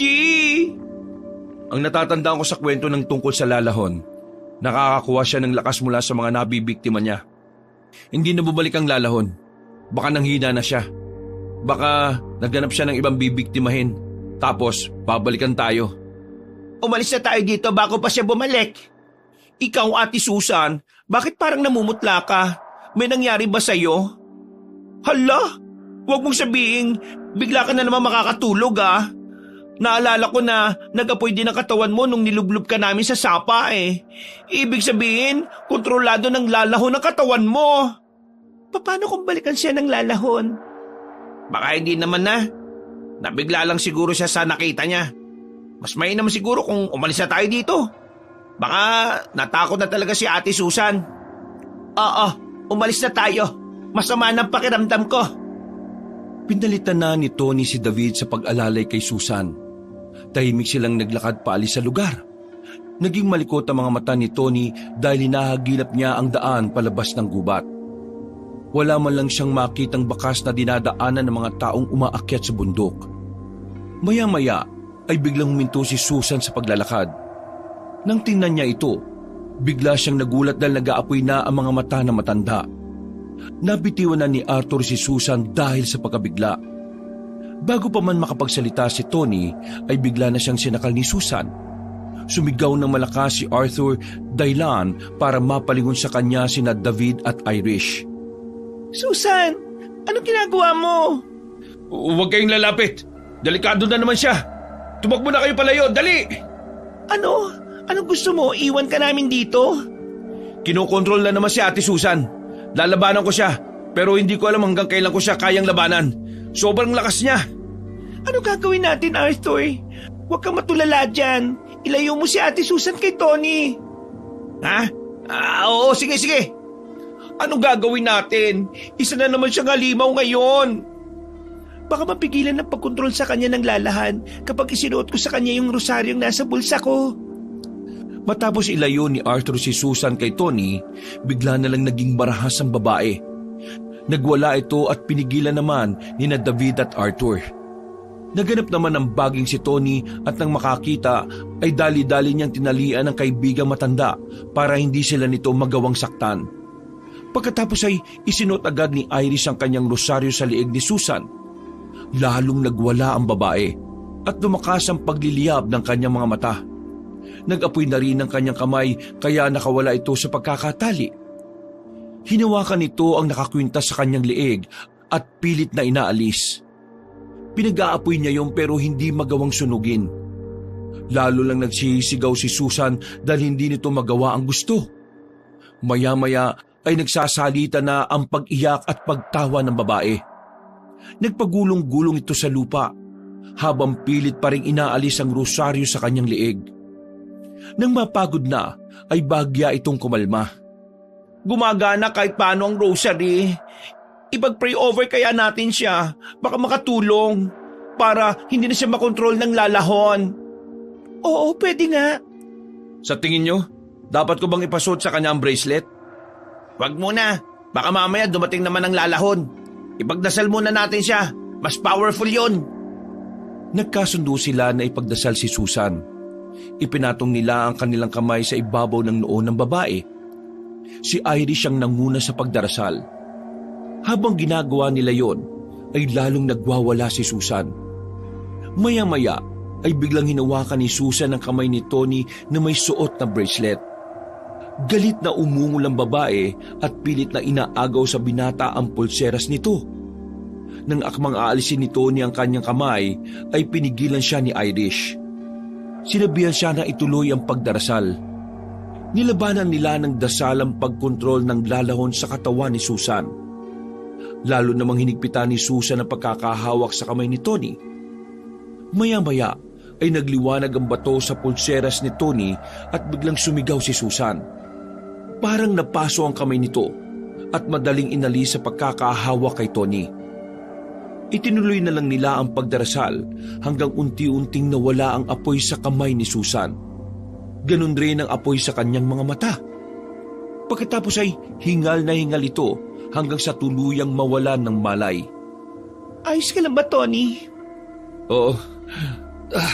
Ano ba itong nangyayari sa atin? Hindi ko din alam kung anong pagkakamali natin sa diwatang aswang na yon para maranasan natin ang lahat ng ito. Wala tayong oras para isipin yan. Kailangan natin makaalis dito. Baka lalo mapahamak si Ate Susan kapag muli siyang kinontrol ng lalahon. Hindi nakakayanin ang katawan niya. Mabuti na lang din at may kapangyarihan ng pulseras mo. Oo nga. Kung wala to, wala akong kakayahan na lumaban sa lalahon na yon. Baka patay na tayong lahat. Sa tingin niyo ba, may susunod pang gagawin sa atin ng lalahon na yon? Palagay ko, lalo natin siyang nagalit Base sa galit na katawan ni Ate Susan kanina Hindi lang yon. Ang napansin ko pa, pilit niyang inaagaw ang pulseras ni Tony. Hindi kaya yan ang pakay ng lalahon? Ang sabi niya, di ba, may nagawa tayong hindi niya nagustuhan? Tama.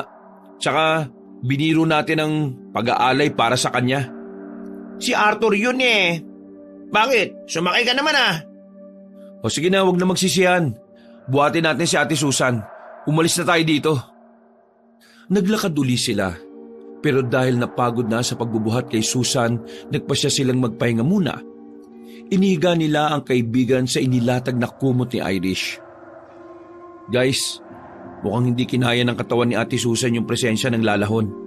Sobrang init niya, parang nilalagnat. Kaya kinakailangan na nating umuwi kaagad. Baka kung ano pa ang mangyari, kung hindi pa tayo aalis dito. Yan ang gagawin natin.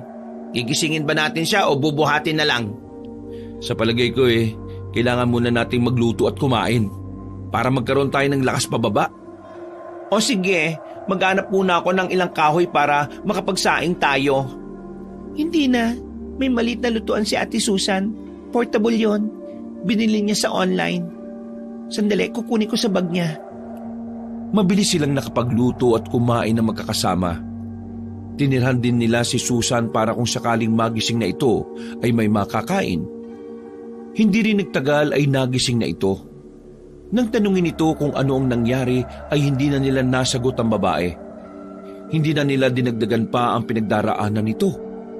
Sinabi na lang nila na nakatulog siya dahil sa pagod. Pinakain nila si Susan saka tinanong kung kaya nang maglakad. Kahit nanghihina ang katawan ng babae, ay sinabi nitong mas gusto na niyang umalis sa bundok dahil sa pakiramdam niya ay parang nauubusan na siya ng lakas. Nang makapagpahinga na sila, ay napagdesisyonan nilang maglakad na uli para maghanap ng daan pababa ng bundok. Nagpahuli na si David para magbantay, habang nasa una naman si Irish para hanapin ang daan. Nagtulong pa rin sina Tony at Arthur sa pag-aalalay kay Susan dahil nangihina pa ang katawan nito. Tingnan nyo, sa bandaron, may bolang apoy na naman. 3 na ngayon, oh. Ano? Magdidilim pa lang ah. Bakit maaga silang nagpakita? Baka malapit na tayo sa ibaba ng bundok, kaya tayo pinipigilan ngayon. Tumabi kayo dyan. Ako nang haharap. Irish, ikaw muna dito kay Ate Susan. Huwag kayong maingay para hindi tayo masundan ng San Telmo. Oo nga. Maupo muna tayo dito. Hayaan na lang natin na lumagpas sa mga San Telmo. Kesa naman makipaghabulan tayo sa mga yan. Hindi na natin kakayanin ng tumakbo. Lalagpas nga lang kaya. Basta, huwag tayong maingay. Mga alaga yan ang lalahon eh. Tayo talagang puntiryan yan. Naku naman. Magplano tayo. Kayong dalawa, David, Arthur, kapag nakita tayo ng mga San Telmo, subukan natin magpahabol sa kanila. Bilisan niyo ang pagtakbo. Ano? Paano kung matupo kami? Didiskartehan ko na. Isa-isa kong ipapahigop sa bracelet ko. Natatandaan niyo ba? Yung unang San Telmo, hinigop lang. Baka magawa ko uli yun ngayon. Isa-isa lang. Hindi ko pwedeng pagsabayin dahil hindi natin alam ang pwedeng maging epekto sa bracelet.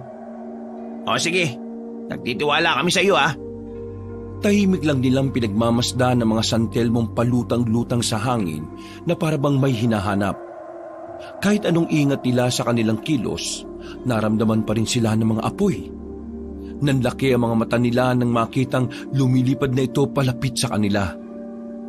Bagyang itinulak ni Tony ang dalawang kaibigan para sabihan na simulan na ang plano. Kahit natatakot sina David at Arthur, sinunod nila si Tony. Sinundan naman ni Tony ng tingin ng dalawa habang hinahabol ng mga San Telmo. Nang makahanap na siya ng tiyempo, ay saka siya lumabas sa pinagtataguan at kumuha ng tamang oras para maikulong ang isang San Telmo sa kanyang bracelet. Pagkatapos ay sinalubong niya rin ang isa pang San Telmo. Pero nang iaambanan niya ang bracelet para ikulong ang mga ito, ay bigla na lamang lumipad pa itaas sa mga apoy kasabay ng malakas na hangin. Parang sinadya ng hangin na ilayo sa kanya ang mga bolang apoy. Maya-maya ay narinig niya ang malakas na halakhak ng lalahon na pumainlan lang sa paligid. Hinagilap niya ito ng tingin. Nakita niyang dumarating ang naglalagablab na aswang habang lumilipad palapit. Kulay asul na ang kulay ng apoy nito sa buong katawan. Nanlaki ang mga mata ni Tony sa pagkamangha nang makita ang nilalang. Nakakaakit sa paningin ng kulay asul nitong apoy. Pero biglang kinabahan at natakot na ang binata nang maisip na mas malakas na ang apoy ng halimaw na yon kaysa sa dati. Mula sa pinagtataguan ni Irish ay dinig na dinig ng binata ang nag-aalala nitong sigaw. Tony, mag-iingat ka! Huwag kayong lalapit sa akin! Pero baka masunog ka niyan! Huwag kang mag-alala. Nasa akin ang bracelet, hindi ba? Hindi ako pababayaan nito. Hanggat suit ko ito, alam kong hindi ako masasaktan. Matapang na hinarap ng binata ang nilalang. Tinanong niya ito pero panay tawa lang ang isinasagot ng halimaw. Nang maramdaman na ng lalahon ng galit ni Tony, nagsimula ng magsalita ang aswang na bantay ng bundok. Ano ba kailangan mo sa amin? Ano sa tingin mo? Bakit mo ginagawa ang lahat ng ito? Bakit kami sinasaktan mo? Bakit hindi? Sa tingin mo ba namimili ako ng bibiktimahin? Lahat ng sumisira ng aking tirahan ay parurusahan ko. Anong klaseng parusang ginagawa mo? Pumapatay ka ng tao? Yun nga ang parusa ko, lalaki. Yun nga. Ano ba ginawa namin sa'yo? Marami kayong sinuway. Ginalit niyo ako. Inistorbo niyo ang aking pagtulog. Ginawa niyong katawa-tawa ang pag-aalay sa akin. Kaya ngayon, gagawin ko kayong alay. Susunugin ko kayo. Gagawin ko kayong mga santelmo at aking kakainin. Anong kailangan naming gawin para hayaan mo na lang kaming umalis dito? Patawarin mo na kami, Lalahon. Pakiusap. Iris, diyan ka lang. Huwag kang lalapit dito, sabi. Hindi na kayo makakaalis dito.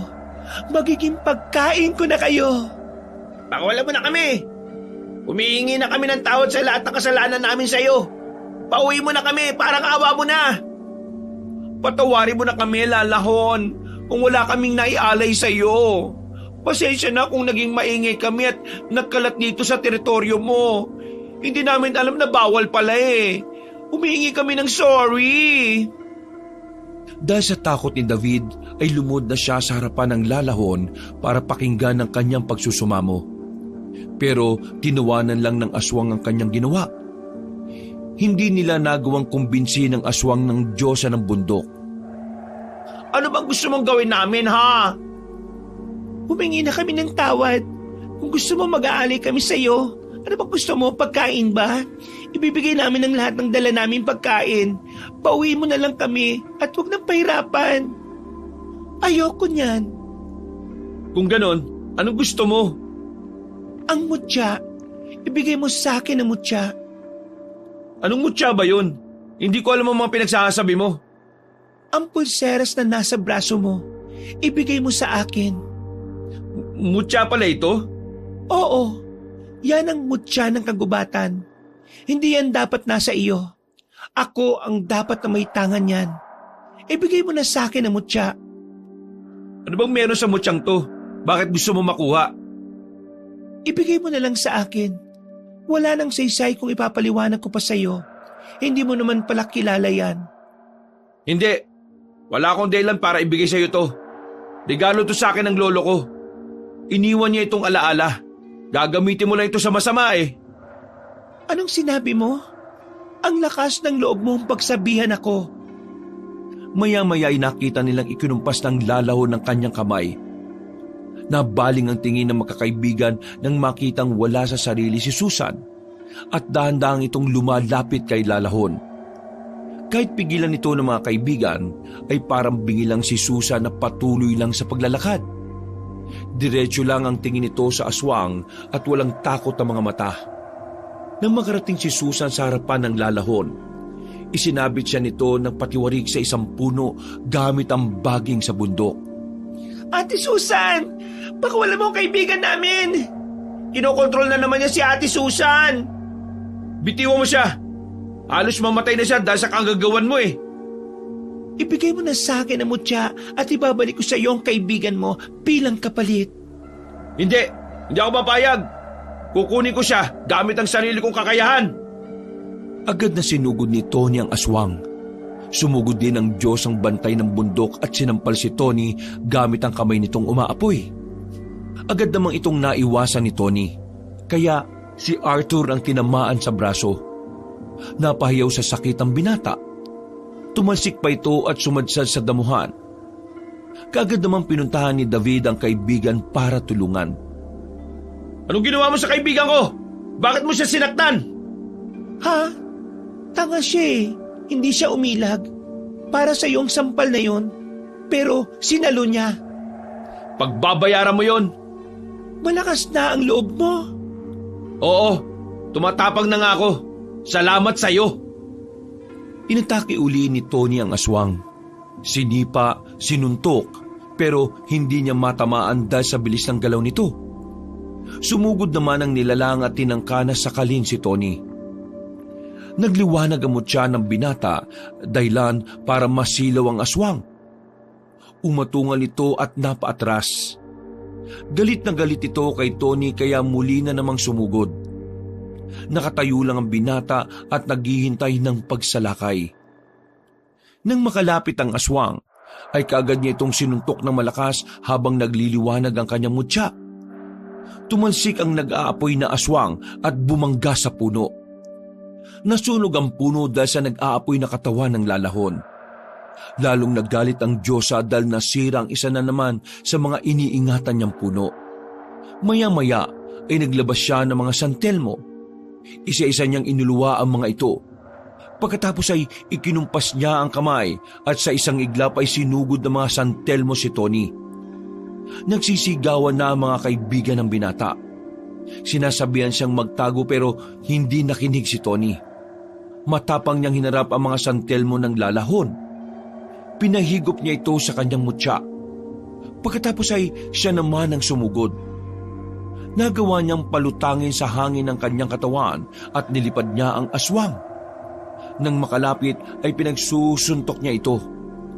Naglabasan ng mga santelmo mula sa kanyang mutya at marahas na bumalik kay lalahon. Umatungal ang aswang dahilan sa sapilitang pagbalik ng mga santelmo sa kanya. Nasaktan siya at lalong naggalit kay Tony. Sinipa ng lalahon ng binata dahilan para tumalsik ito. Pagkatapos ay pinagalaw ng lalahon ng baging na nakatali sa liig ni Susan. Umakyat ang katawan ni Susan sa lupa at dahan-dahan itong nabibigti sa sanga ng puno. Isuko mo na ang mutya o mamamatay siya. Ate Susan, napakasama mang... Ate Susan! Ay nako, napakasama mo talagang Diyosa. Pagkatapos ko sa kanya at hindi pa rin isinuko ng lalaking ito ang kanyang mutya, ikaw naman ang isusunod ko, babae. Tutal, wala ka namang ambag kung hindi ang umiyak at sumigaw. Nakakarindi ka sa pandinig ko. Kapag ibinigay ko ang mutya, ipapangako mong wala ka nang sasaktan at makakauwi na kami ng ligtas? Ha? Kailangan ba yun? Ang lakas ng loob mong makipagkasundo. Ako lang dapat ang nasusunod dito. Ibibigay mo o papatayin ko ang mga kasama mo? Ako na lang ang patayin mo para makuha mo na rin ang mutya. Pagkatapos ay mangako kang pakakawalan mo na sila. Wag mong gawin yan, Tony. Hindi ka pwede mamatay. Ayusin pa natin ang tungkol sa atin, di ba? Nako, nasingit pa talaga yon, ha? Hoy, Tony, sa tingin mo ba, kapag ginawa mo yan, tutupad yan sa pangako? Halimaw yan eh. Oo nga, pre. Wala siyang awa. Tingnan mo yung braso ko, oh. Lapdos dahil sa kanya. Masama siya. Basta ipangako mong tutupad ka sa usapan, lalahon. Mutya ang kapalit ng kaligtasan ng lahat. Sige, pagbibigyan kita matapang na binata. Isuko mo na ang mutya. Sa huli, isinuko ni Tony ang mutya kapalit ng kaligtasan nilang lahat. Natatakot siya na baka may masaktan pang iba. Lalo na't alam niyang walang puso ang aswang na bantay ng bundok. Tumawa ng sobrang lakas ang lalahon dahil nakuha niya ang mutyang pinakakaasam. Inihagis ni Tony ang bracelet sa aswang at pinakawalan naman nito si Susan. Tumupad ang lalahon sa usapan. Umalis ito at tinayaan ng magkakaibigan na lisanin ang bundok. Dali-daling umalis sa magkakaibigan dahil sa isipin na baka magbago pa ang isip ng aswang. Ang mutya lang pala na nasa sayo ang gusto niya. Hayaan na natin siya. Siguro naman aalis na siya at hahayaan niya tayo makauwi na sa ngayon. Gabi na ulit. Baka hindi kayanan ni Ate Susan na maglakad. Dapat magpahinga muna siya. Pero kasi kailangan natin siyang madala sa ospital eh. Saka isa pa, ang hirap niyang buhatin. Bakit si Ate Susan lang ba ang inaalala niyo? Sobrang napaso ako ah. Ang sakit kaya. Malayo naman yan sa bituka, di ba, Arthur? Aba, loko ka. Ang tama ba ni Ate Susan nasa bituka? Di ba nasa leeg lang? Babae siya eh. Bilisan na nga lang natin sa paglalakad. Huwag na tayo magpahinga. Ayoko na magtagal dito. Ako rin. Tingnan nyo. Tama ba nakikita ko? May nakita kong mukhang daan pababa. Oo nga. Yan na nga yung dinaanan natin paakyat.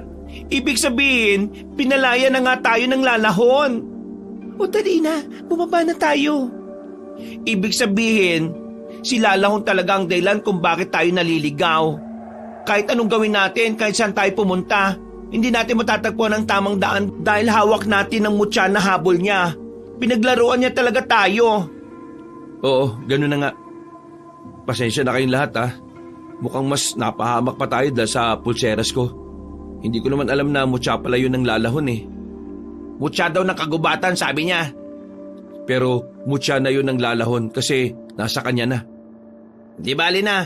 Ang mahalaga ngayon ay may daan na at makakauwi na din tayo sa wakas. Habang papalapit tayo sa daan na yon, lalo ako napapagod. Ngayon ko nararamdaman ng pagod, sa totoo lang. Nagpatuloy sa paglalakad ang magkakaibigan. Pababa na ang kanilang dinaraanan kaya nakahinga na sila ng maluwag. Nasa 30 minutos na silang naglalakad nang may biglang bumagsak na apoy sa kanilang harapan. Gulat na gulat silang napaatras. Ano na naman yan? Bulalakaw ba yan? Anong bulalakaw? Kayamanan yan. Huwag kayong lalapit. Tingnan niyo ang nasa harapan natin, oh. Mukhang San Telmo. Hala, naguhugis tao. Si lalahon yan. Lalahon? Aba, ang lalahon nga. Ano bang kailangan mo? Ibinigay ko na ang gusto mo, di ba? Bakit nandito ka na naman? Sinungaling ka. Manloloko ka. Peke ang ibinigay mong mutya sa akin. Lah, anong peke? Sa tingin mo ba maiisip ko pang palitan yan? Saan naman ako kukuha ng kapalit, Aber? Napaka-demanding mo naman. Sige nga, paganahin mo ito kung hindi peke. Bakit nawalan na kapangyarihan ng mutya ng kagubatan? Dahil sa galit ay ibinto ng lalahon kay Tony ang mutya. Agad namang itong sinalo ng binata at isinuot sa kanyang kamay. Hindi alam ni Tony kung papaanong paganahin ng mutya, kaya naisip niyang paihipin ng malakas ang hangin. Nangyari naman ito. Pagkatapos ay sinubukan din niyang itaboy ang aswang gamit ang kapangyarihan ng mutya. Itinulak niya ito gamit ang malakas na hangin. Nang inakala niyang wala ng aswang, naglakad na sila ng mabilis. Pero maya-maya ay bigla na lang may pumulupot na baging sa paan ni Tony at tinila siya nito ng marahas. Tony! Langya talaga, oh. Tama nga sila. Tuso ka talaga, lalahon. Kahit nakuha mo na ang gusto mo, hindi mo pa rin kami palalayain. Bakit? Ano ba sa tingin mo? Ganun na lang ang lahat? Hindi ko makuha ang mutya dahil nangingilala ng amo.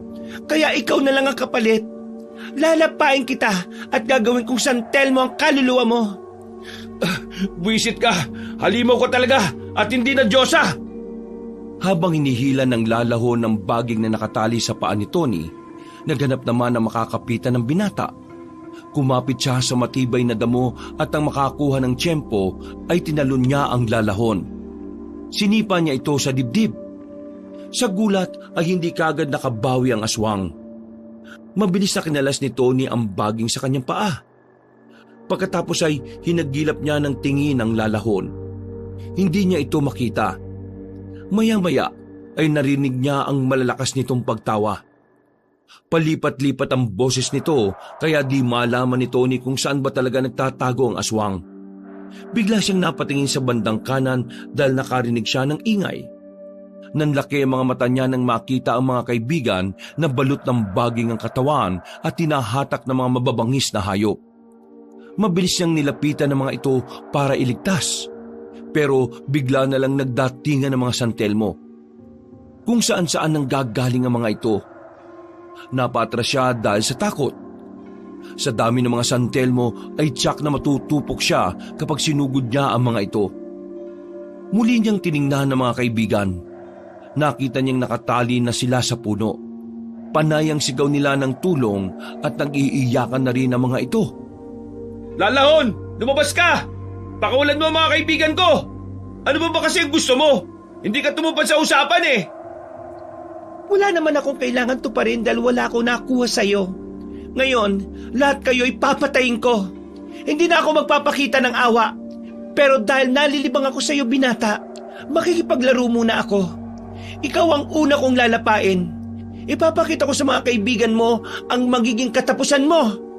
Pagkatapos, iisa-isahin ko silang isusunod sa iyo. Wag na, tama na. Wag mo na silang saktan. Ako na lang ang kunin mo. Mukhang sa akin ka naman talaga nagalit ng husto eh. Dahil sa mutya ko. Mali ka.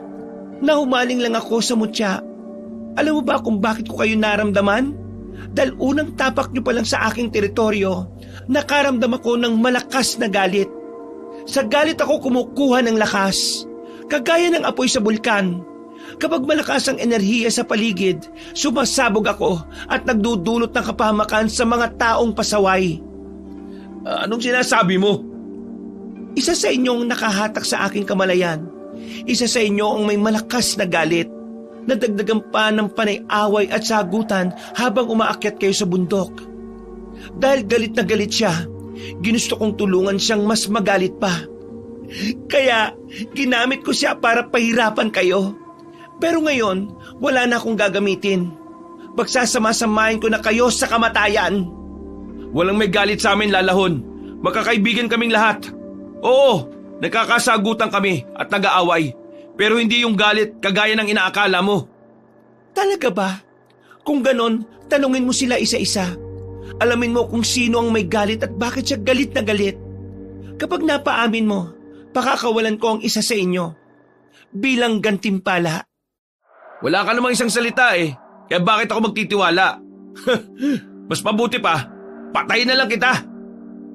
Mas pinalakas pa ng lalaw ng apoy sa kanyang katawan. Pagkatapos ay sinugod si Tony. Sinubukan pang lumaban ng binata pero dahil sa bilis ng halimaw, hindi rin siya nakaiwas. Nasakal siya nito at sabay silang dumaus-us hanggang sa bumangga ang likod ni Tony sa isang puno. Lalong hinigpitan ng lalaho ng pagsakal sa binata. Hirap nang huminga si Tony pero pilit niyang nilalabanan ng kamay ng aswang para alisin sa kanyang leeg. Namimilog ang kanyang mga mata habang tinititigan ng nag-aapoy ng mga tingin ng lalahon. Tingnan mo ang mga mata ko. Tumigil ka nang sa ganoon ay makita mo ang sarili mong kamatayan. Bitiwan mo siya, halimaw! Huwag mo siyang sasaktan! Ako ang dahilan kung bakit ka nagising sa pagkakahimlay, hindi ba? Anong sinasabi mo, Ate Susan? Mali ka. Ako yatang dahilan ng lahat ng ito. Ako ang nagaya sa inyo dito eh. Nagagalit din ako sa inyo kasi ang titigas ng ulo ninyo. Nagalit din ako sa iyo kasi sinabihan mo si Tony na pumunta dito kahit na hindi siya dapat kasama. Mali. Ako talagang dahilan. Ako nagalit. Galit ako kay Tony dahil sa mga ginawa niya. Pero napatawad ko na siya. Kung ano man ang naging galit namin, Lalahon, kami lang yun. Hindi ka naman kasama doon eh. Kaya patawarin mo na kami. Nagalit din ako kasi iniwalayan ni Tony si Irish. Hinayaan niya maghiwalay sila. Kahit alam niyang nagparaya na nga ako eh. Kaya yun, nagalit ako. Ano ba mga pinagsasabi niyo? Hindi naman yan issue dito eh. Nililinlang lang tayo ng halimaw na ito. Dahil siya talaga ang may matinding galit sa mga tao. Ikinulong niya ang sarili niya sa galit. Kaya naiinggit siya sa mga taong masasaya. Kaya siya nagigising sa pagkakatulog dahil yun sa inggit. Hindi dahil sa kasalanan ng tao. Hindi ba, Lalahon? Inggit ang umiiral sa'yo. Anong sinasabi mo? Bakit naman ako maiinggit sa mga tao? Lalong hinigpitan ng Lalahon ng pagkakasakal kay Tony. Namumutla na ang binata at nangingitim na rin ang kanyang leeg na parabang nasusunog. Nangihina na rin siya, kaya awang-awa na ang kanyang mga kaibigan. Tama na, Lalahon. Baka wala mo siya. Huwag mo siyang saktan. Hindi ba sabi mo, may palalayain ka kapag may umamin kung sino talaga ang tumawag sa'yo? Ako yon. Ako talaga yon. Matindi ang galit ko kay Irish. Oo, matagal na akong may gusto kay Tony.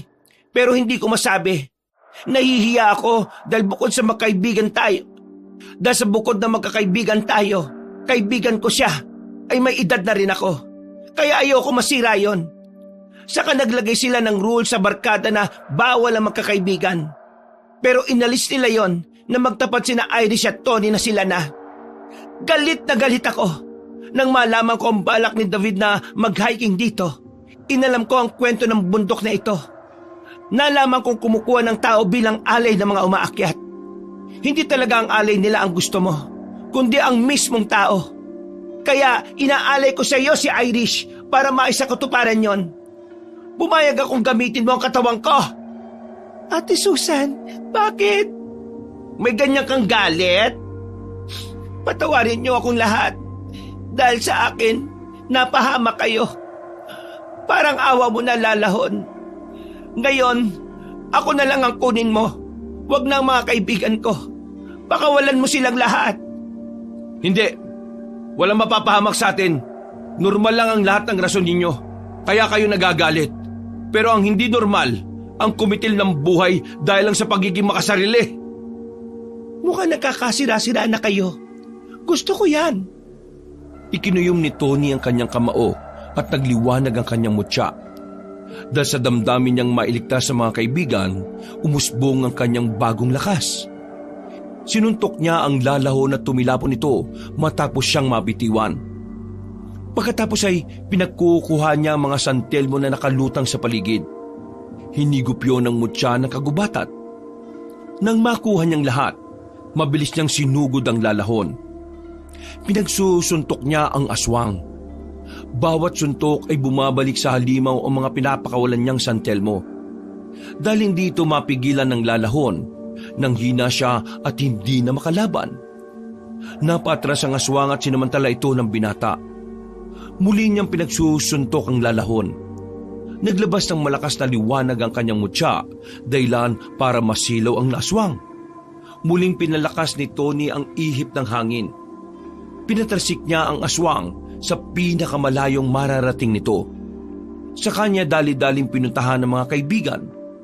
Isa-isa niyang pinakawalan at nang makaalis na sa pagkakagapos ay saka naman umiyak ng umiyak si Susan. Patawarin niyo ako. Kasalanan ko. Hindi ko naman sinasadya eh. Nadala lang ako ng galit at selos. Dahil sa akin, napahamak kayo. Patawad. Ate Susan, sorry din kung nilabag namin ang patakaran ng barkada. Huwag mo nang isipin yun. Naiintindihan ko naman eh. Ay nako, wag na tayo magsisihan. Lahat naman tayo may mali eh. Magkapatawaran na lang tayo. Oo nga, wala namang perpektong tao eh. O sige na, bilisan na natin. Kailangan na natin makalis habang malayong pinagtalsikan ng aswang na yon. Ang astig mo doon, Tony ha. Napakagaling mo. Akala ko katapusan na talaga natin eh. Diyos ko. Ate Susan, kaya mo ba maglakad? Gustong gusto ko nang umalis sa lugar na ito. Natuwa sila dahil imbis na masira ang kanilang barkada, ay lalo pa nilang naunawaan ang isa't isa.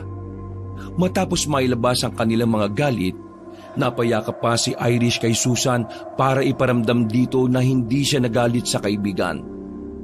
Nang makabawi na sila ng lakas, ay mabilis nilang tinahak ang daan pababa ng bundok.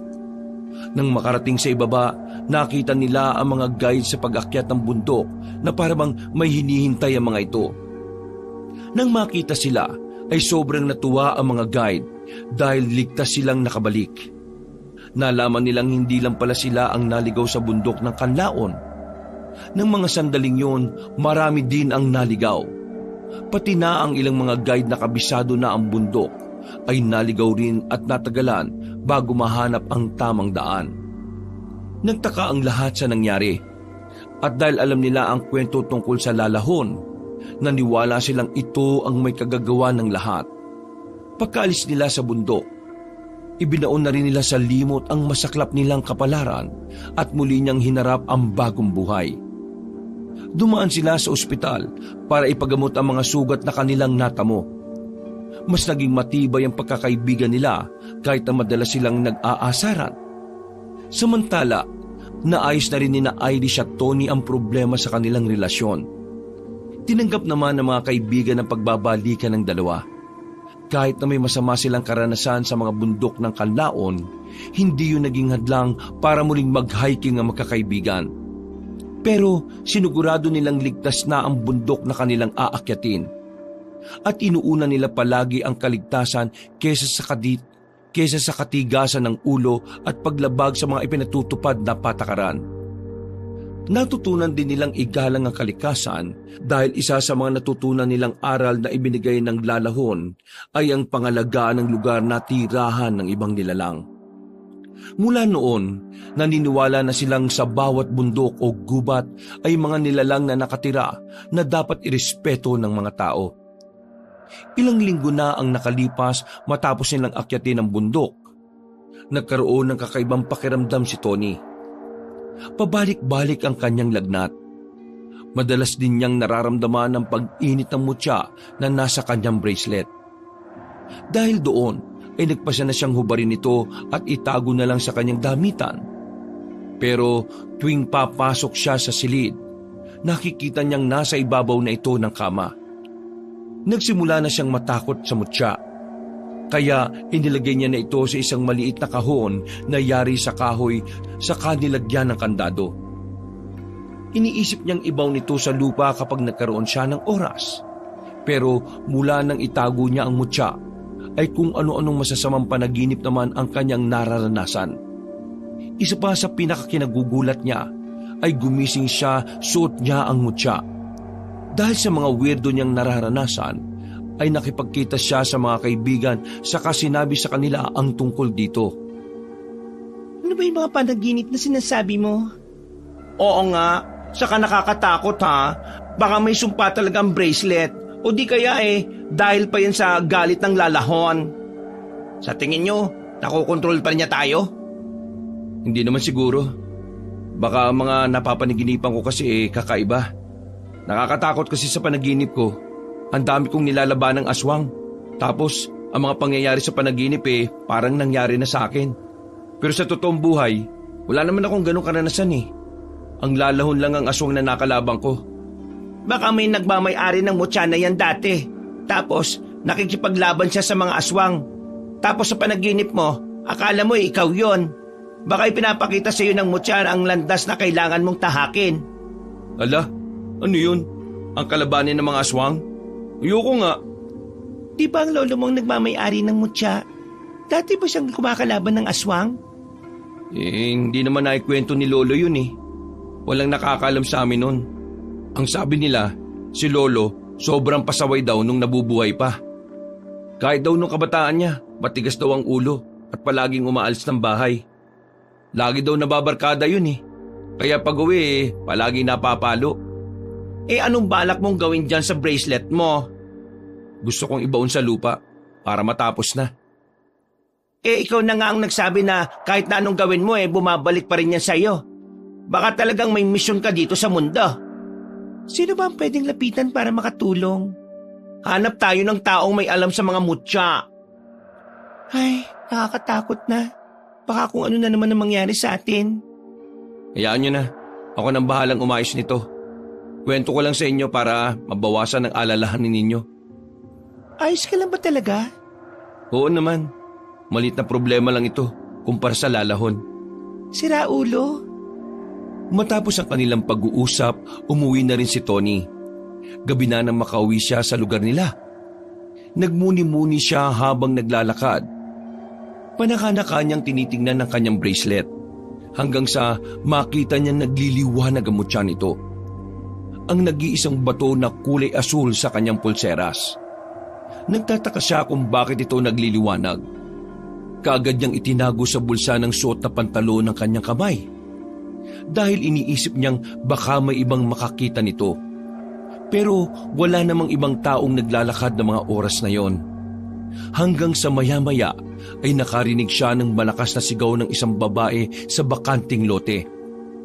Madamo ang bahaging yon at may mga puno. Hindi sana niya papansinin ang sigaw na yon pero bigla na lang nag-init ang kanyang mutya. Habang panay ang pagtutol niya na tulungan ng babae, ay lalo itong nag-iinit at hindi na rin niya mahubad sa kanyang braso. Kaya nagpasya na siyang puntahan ng babaeng humihingi ng tulong. Naabutan niya itong takot na takot habang nakasandal sa puno. Nangangatog ito habang may kung anong itinuturo. Nang tingnan niya, ay nakita niya ang isang nakakatakot na nilalang. Nagliliyab na pula ang mga mata nito. May mahabang pangil at mga kuko. At mabalbundi ng katawan. Inisip niyang isa itong aswang dahil sa nakakatakot na itsura. Nalaman niyang kaya inaatake nito ang babae ay dahil buntis ito. Nang sumalakay ang halimaw, kaagad niya itong nilabanan. Sinubukan siyang kalmutin ng aswang na kaagad naman niyang naiwasan. Pagkatapos ay binigyan niya ito ng malakas na suntok sa muka. Napangiwi ang aswang at lalong nagalit. Naging mas agresibo ito. Nagpalitan sila ng mga pag-atake hanggang sa matakot na at mapagod ang aswang. Kusa na itong tumakas. Mabilis itong tumakbo sa damuhan. Nang balingan niya ang babae, doon niya nalaman na naglalakad siyang pauwi. Nakaramdam siya na naiihi kaya nagtago sa damuhan. Pero nakita niyang dumating ang halimaw. Para masiguro nito ni naligtas ang babae ay inihatid niya ito pauwi sa kanila. Malalim na ang gabi at gising pa rin siya. Iniisip niya ang mga nangyari. Doon niya nalaman ang lahat. Naisip na niya ang gustong ipagawa sa kanya ng mutya. Ilang araw ang lumipas, nagkita sila ni Irish pagkatapos ng kanilang trabaho. Talaga? Nakipaglaban ka sa aswang? Oo, kaya naisip ko mga panaginip ko. Malamang na ipinakita yun sa akin ng mutya. Gusto niya na maging ganun ako. Oo anong balak mo? Mukhang hindi ko na ito matatakasan eh. Kapalaran ko na yata ang harapin ng mga aswang. Natutuwa ka pa delikado nga yun. May kakaya naman ang mutya na protektahan ako, Irish eh. Alam kong hindi niya ako pababayaan. Saka kailangan lang na maging madasalin. Palaging tumatawag sa Panginoon. Nasa kanya naman talaga ang gabay na kailangan eh. Totoong may mga aswang at totoong may mga mutya. Ngayon ko lang naisip na kaya may mutya kasi may aswang na kailangan labanan. Ay nako, parang masaya ka pa sa mga pasya mo. Susuportahan mo naman ako, di ba? Ewan ko, hindi ko alam. Mukhang ngayon pa lang natatakot na ako sa pwede mangyari sa'yo. Ano ka ba? Walang masamang mangyayari sa akin, no? Nilambing na lang ni Tony ang kasintahan para hindi na ito mag-alala. Maya-maya ay sinuportahan na rin siya nito at inunawa ang kanyang bagong kapalaran. Bigla naman silang nagulat nang makita si Susan na may kasamang lalaki. Dali-dali niya itong nilapitan. Ate Susan! Oh, hi! Nandiyan pala kayong dalawa. Nagde-date kayo? Ha? Oo, ganun na nga. Sino ba yung kasama mo, ate? Si Manuel. Boyfriend ko. Manuel, mga kaibigan ko nga pala. Si Iris at saka si Tony. Saan mo nakilala yan, ate? Mahilig ka talaga sa mas bata sa'yo, ano? Eto naman, pagdating sa pag-ibig, walang pinipiling edad yan. Di ba? Nagde-date kayo? Kami rin. Kaya tara, double date na tayo. Hindi na nakatanggi ang dalawa sa alok ng kaibigan. Sumama na lang sila para mas makilala na rin nila ang nobyo ni Susan. Pero habang kumakain sila sa isang restaurant, naging audience na lang sila ng dalawa. Sobrang sweet ni Susan at hindi nahihiyang lambingin ang nobyo nito. Panay na lang ang siko ni Irish kay Tony dahil naasiwa na ang dalaga sa kanyang nakikita. Pero dahil doon, masaya ang kanilang kaibigan. Kaya nagawa na lang nilang suportahan. Pagkatapos ng kanilang double date, ay inihatid muna ni Tony ang nobya sa bahay nito bago siya umuwi sa kanila. Bago matulog, tiningnan pa niya ang suot na bracelet. Ang mutya na kagubatan na kanyang tangan ay muling kumislap. Wakas,